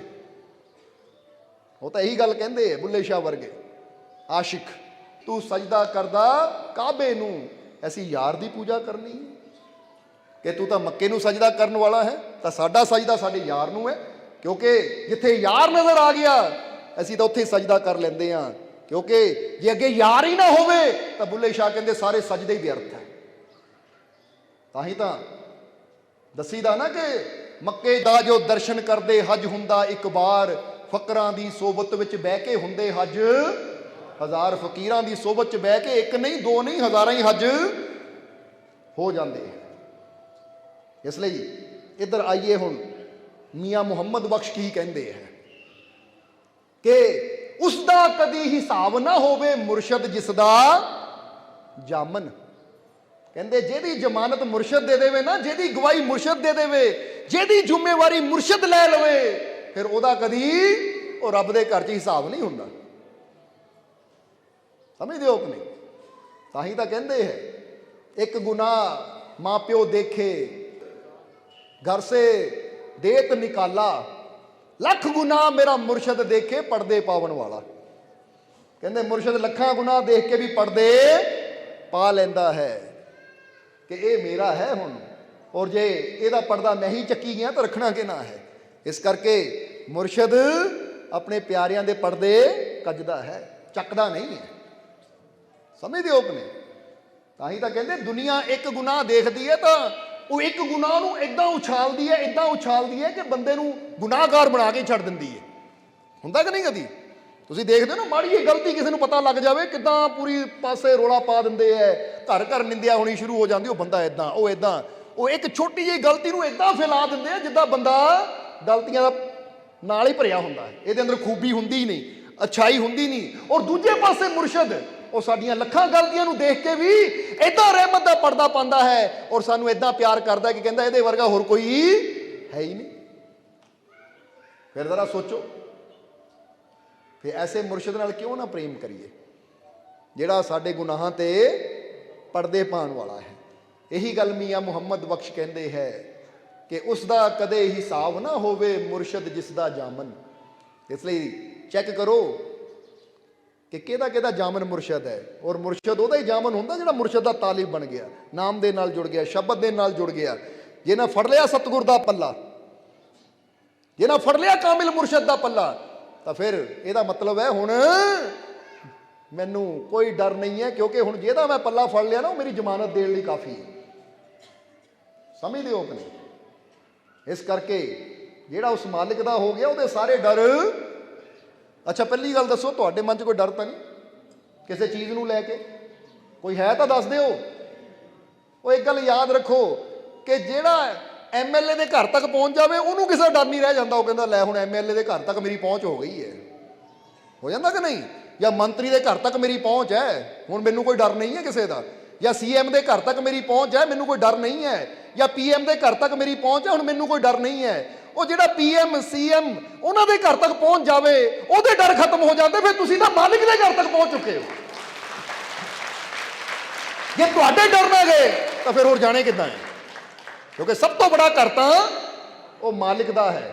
ਕਿਉਂਕਿ ਇਹ ਸਰਕਾਰਾਂ ਤਾਂ 5 ਸਾਲ ਬਾਅਦ ਬਦਲ ਜਾਂਦੀਆਂ ਹੈ, ਪਰ ਜਿਹੜੀ ਸਰਕਾਰ ਦੇ ਕੋਲ ਤੁਸੀਂ ਬੈਠੇ ਹੋ ਨਾ, ਇਹ ਨਾ ਕਦੀ ਬਦਲੀ ਹੈ ਤਾਂ ਨਾ ਹੀ ਬਦਲਣੀ ਹੈ। ਜਿਹੜੀਆਂ ਸਰਕਾਰਾਂ 5 ਸਾਲ ਬਾਅਦ ਆਉਂਦੀਆਂ ਬਦਲ ਜਾਂਦੀਆਂ ਹੈ, ਉਹਨਾਂ ਦੇ ਘਰ ਤੱਕ ਬੰਦੇ ਦੀ ਪਹੁੰਚ ਹੋਏ, ਬੰਦਾ ਨਿਡਰ ਹੋ ਜਾਂਦਾ ਹੈ ਕਿ ਲੈ ਵੀ ਮੇਰੀ ਪਹੁੰਚ ਉਹ ਤੱਕ ਹੈ, ਹੁਣ ਮੈਨੂੰ ਕੋਈ ਡਰ ਨਹੀਂ।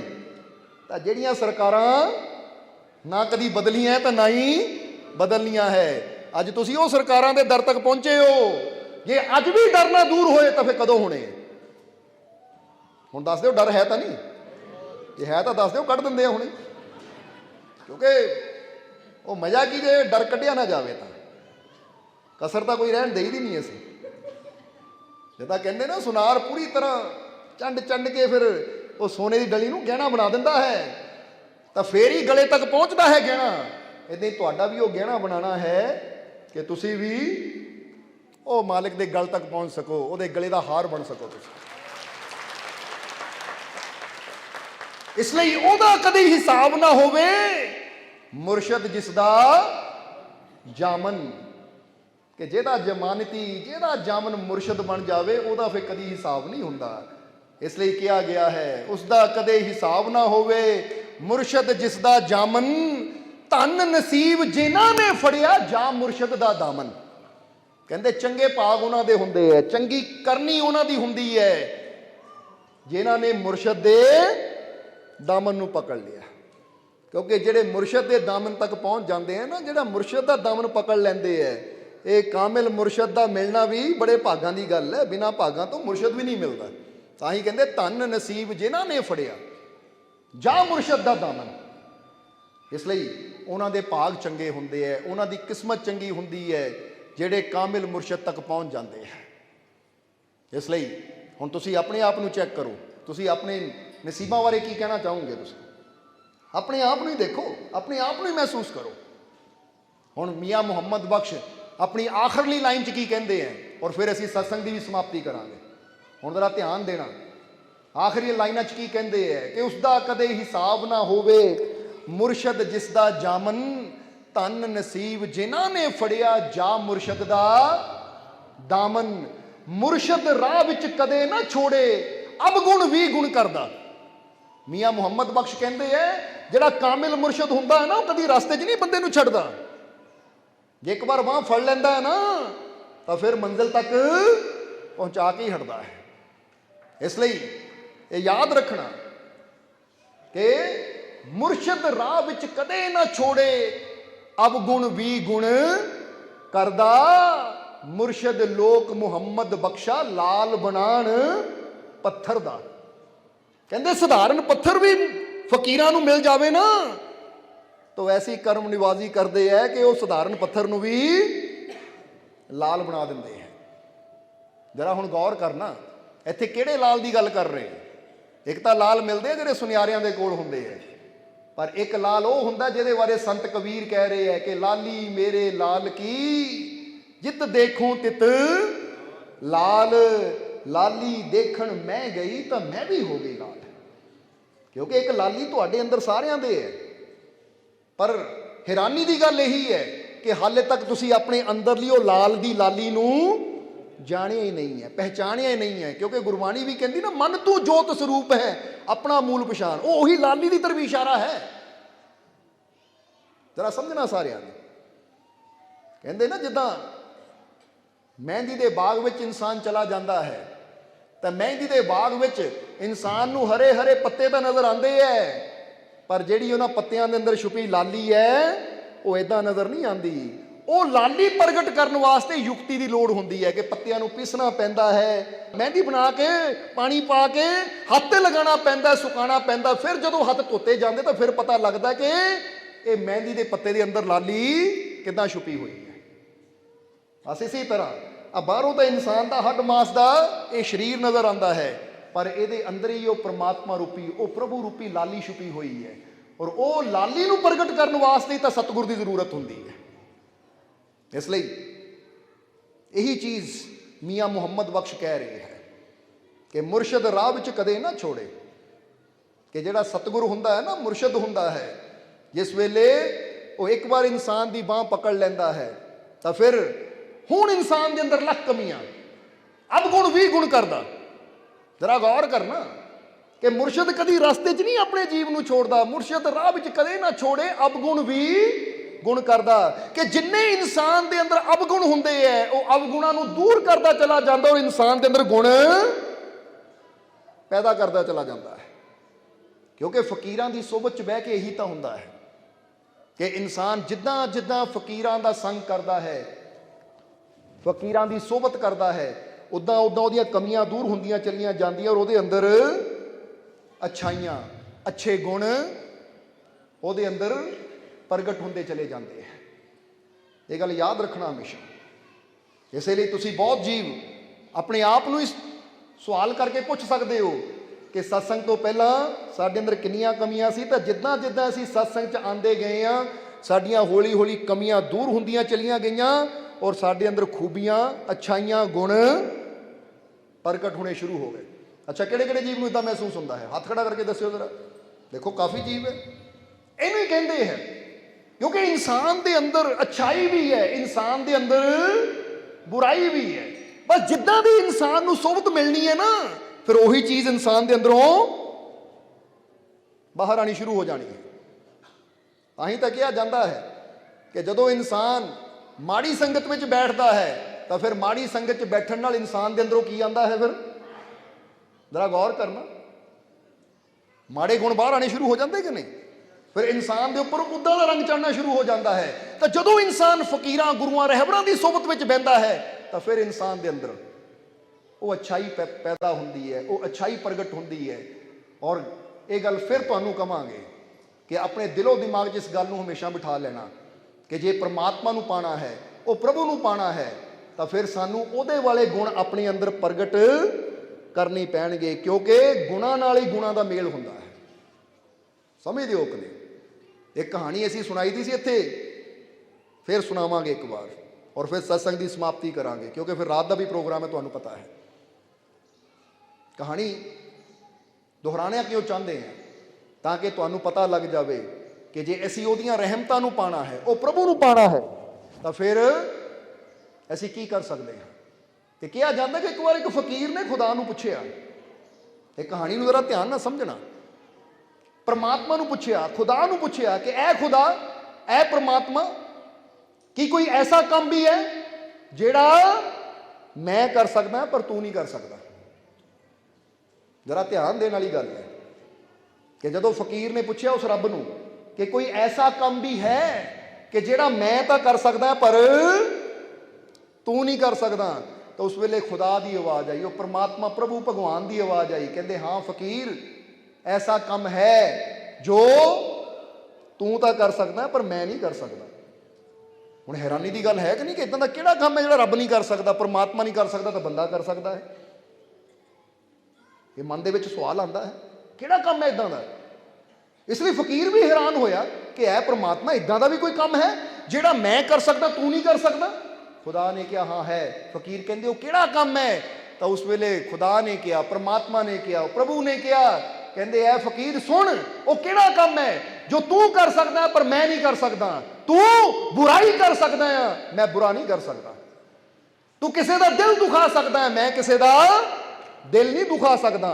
तू नफरत कर सकदा है दूसरे दे नाल, पर मैं किसी नाल नफरत नहीं कर सकदा।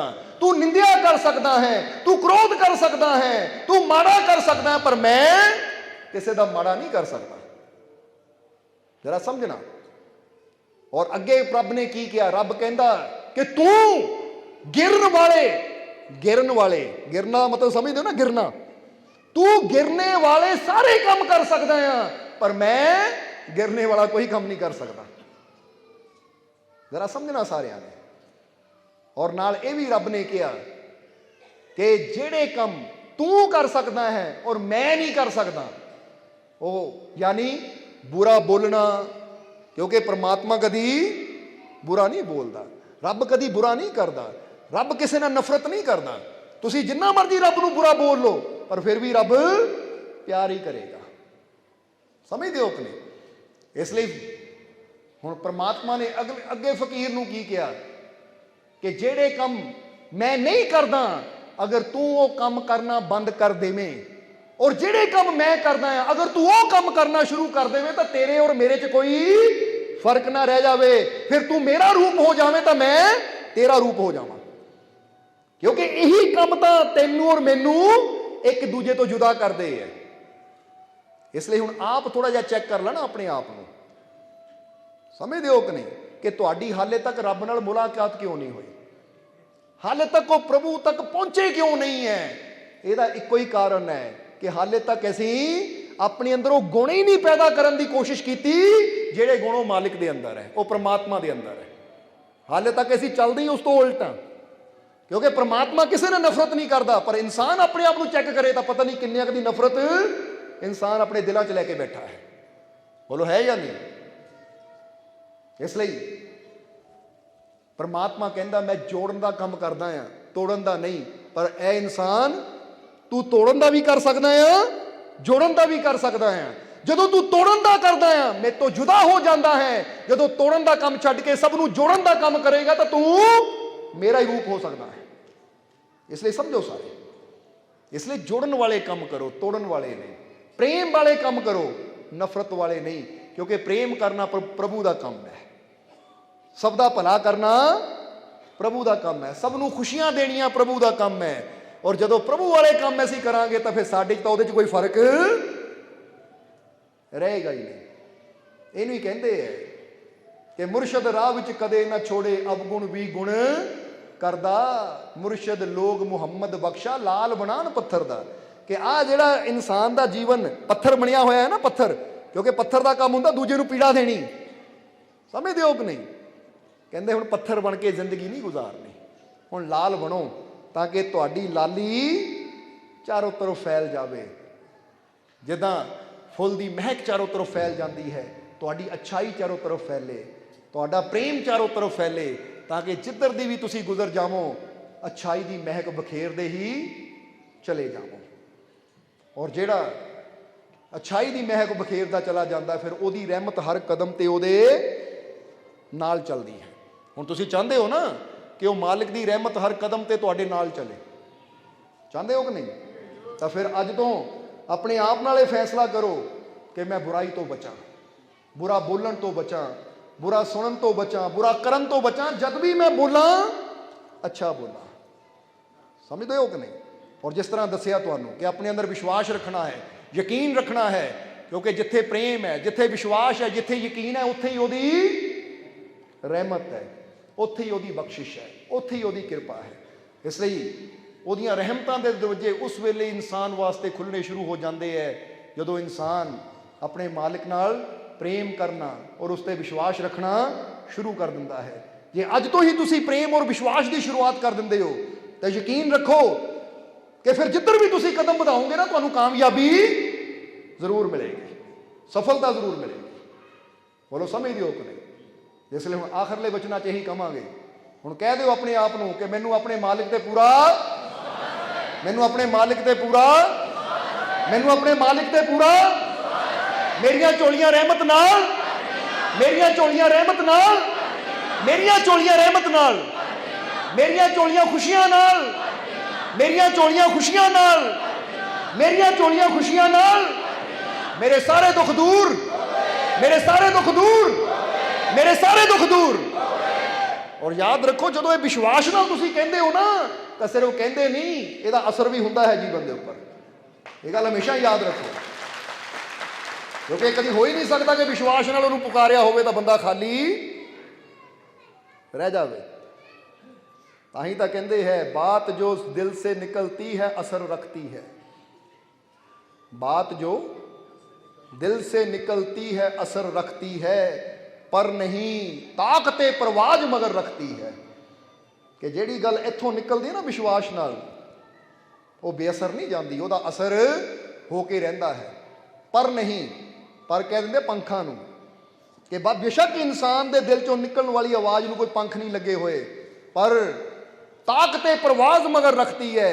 ਪਰ ਜਿਹੜੀ ਦਿਲ ਚੋਂ ਦੁਆ ਨਿਕਲਦੀ ਹੈ ਨਾ ਉਹਦੀ ਇੰਨੀ ਤਾਕਤ ਹੈ ਕਿ ਉਹ ਸਿੱਧੀ ਰੱਬ ਦੇ ਘਰ ਤੱਕ ਪਹੁੰਚਦੀ ਹੈ। ਇਸ ਕਰਕੇ ਜਦੋਂ ਕਹੋ ਦਿਲੋਂ ਕਹੋ, ਵਿਸ਼ਵਾਸ ਨਾਲ ਕਹੋ, ਯਕੀਨ ਨਾਲ ਕਹੋ, ਤਾਂ ਫਿਰ ਤੁਸੀਂ ਦੇਖੋਗੇ ਇੱਧਰ ਤੁਸੀਂ ਉਹਨੂੰ ਯਾਦ ਕੀਤਾ ਤਾਂ ਉੱਧਰ ਰਹਿਮਤ ਦੇ ਦਰਵਾਜ਼ੇ ਇਨਸਾਨ ਦੇ ਵਾਸਤੇ ਖੁੱਲ ਜਾਂਦੇ ਹੈ। ਇਸ ਲਈ ਬੁੱਲੇ ਸ਼ਾਹ ਕਹਿੰਦੇ, ਬੁੱਲਿਆ ਰੱਬ ਤੇ ਰੱਖ ਭਰੋਸਾ, ਨਾ ਫਿਰ ਡਾਮਾ ਡੋਲ, ਇੱਕ ਭਰੋਸਾ ਰਹਿਮਤ ਵਾਲੇ ਕਈ ਦਰ ਦਿੰਦਾ, ਕਈ ਦਰ ਦਿੰਦਾ, ਕਈ ਦਰ ਦਿੰਦਾ। ਕਹਿੰਦੇ ਬਸ ਇੱਕ ਭਰੋਸਾ ਰਹਿਮਤ ਦੇ ਕਈ ਦਰਵਾਜ਼ੇ ਤੇਰੇ ਵਾਸਤੇ ਖੋਲ ਦਿੰਦਾ ਹੈ। ਬਸ ਆਪਣੇ ਰੱਬ ਤੇ ਯਕੀਨ ਰੱਖ, ਆਪਣੇ ਰੱਬ ਤੇ ਭਰੋਸਾ ਰੱਖ, ਫਿਰ ਦੇਖ ਕਿੱਥੋਂ ਕਿੱਥੋਂ ਦੀ ਰਹਿਮਤ ਦੇ ਦਰਵਾਜ਼ੇ ਖੁੱਲਦੇ ਹੈ। ਜੀਵਨ 'ਚ ਨਾਮੁਮਕਿਨ ਵੀ ਮੁਮਕਿਨ ਹੁੰਦਾ ਚਲਾ ਜਾਏਗਾ ਜਦੋਂ ਆਪਣੇ ਰੱਬ ਤੇ ਭਰੋਸਾ ਰੱਖੇਗਾ। ਇਸ ਲਈ ਆਪਣੇ ਅੰਦਰ ਵਿਸ਼ਵਾਸ ਰੱਖੋ, ਯਕੀਨ ਰੱਖੋ, ਫਿਰ ਦੇਖੋ ਜੀਵਨ 'ਚ ਸਾਰੀਆਂ ਖੁਸ਼ੀਆਂ ਤੁਹਾਡੇ ਪਿੱਛੇ ਪਿੱਛੇ ਚੱਲਦੀਆਂ ਆਉਣਗੀਆਂ।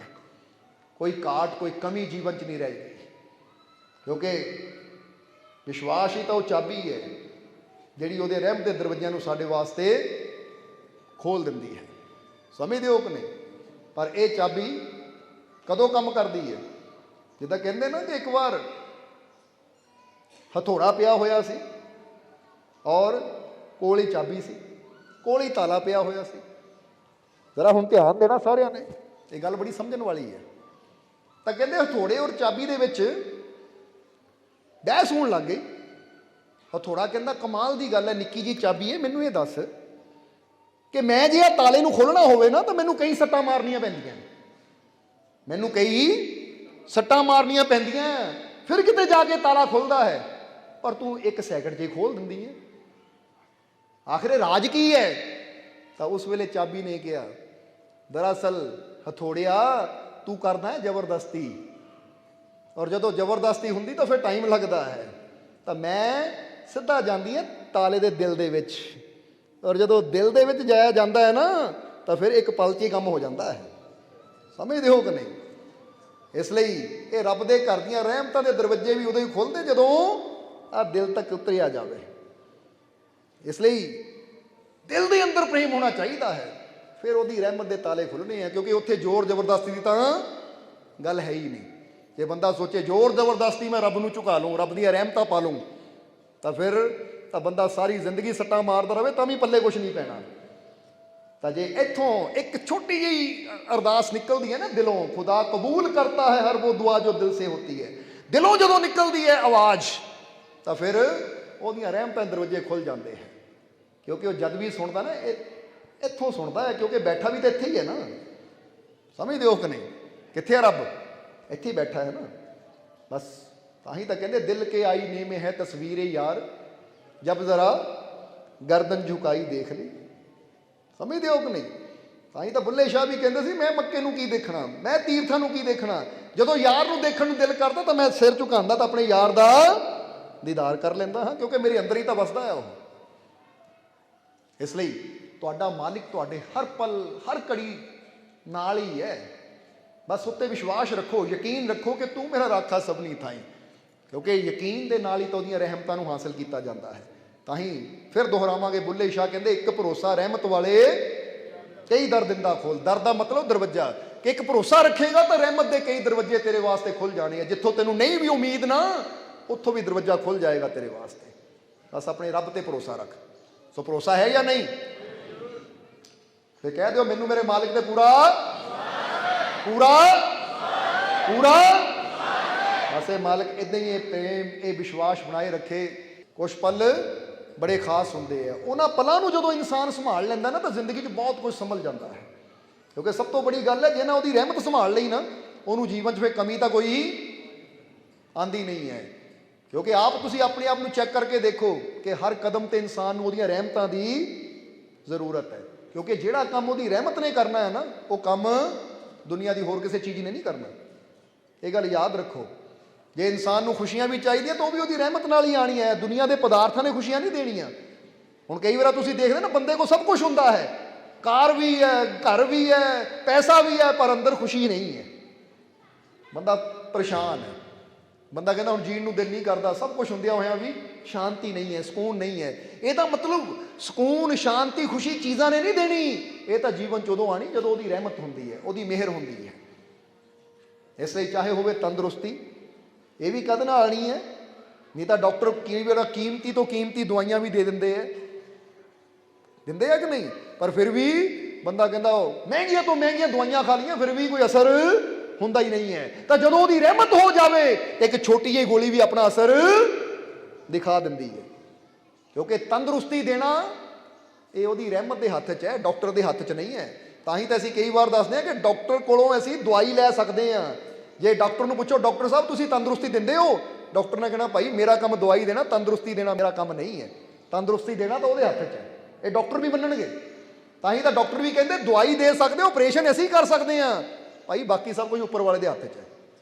ਇਸੇ ਲਈ ਤਾਂ ਡਾਕਟਰ ਕੋਲ ਜਾ ਕੇ ਅਸੀਂ ਡਾਕਟਰ ਨੂੰ ਕਹਿੰਦੇ ਡਾਕਟਰ ਸਾਹਿਬ ਮੈਡੀਸਨ ਦਿਓ, ਪਰ ਜਦੋਂ ਗੁਰੂ ਚਰਨਾਂ 'ਚ ਜਾਂਦੇ ਆ, ਪੀਰਾਂ ਫਕੀਰਾਂ ਕੋਲ ਜਾਂਦੇ ਆ, ਉੱਥੇ ਅਸੀਂ ਦਵਾਈ ਨਹੀਂ ਮੰਗਦੇ, ਉੱਥੇ ਕਹਿੰਦੇ ਮਹਾਰਾਜ ਸਿਹਤ ਦਿਓ, ਤੰਦਰੁਸਤੀ ਦਿਓ, ਕਿਉਂਕਿ ਪਤਾ ਤੰਦਰੁਸਤੀ ਦੇਣਾ ਉਹਦੇ ਹੱਥ 'ਚ।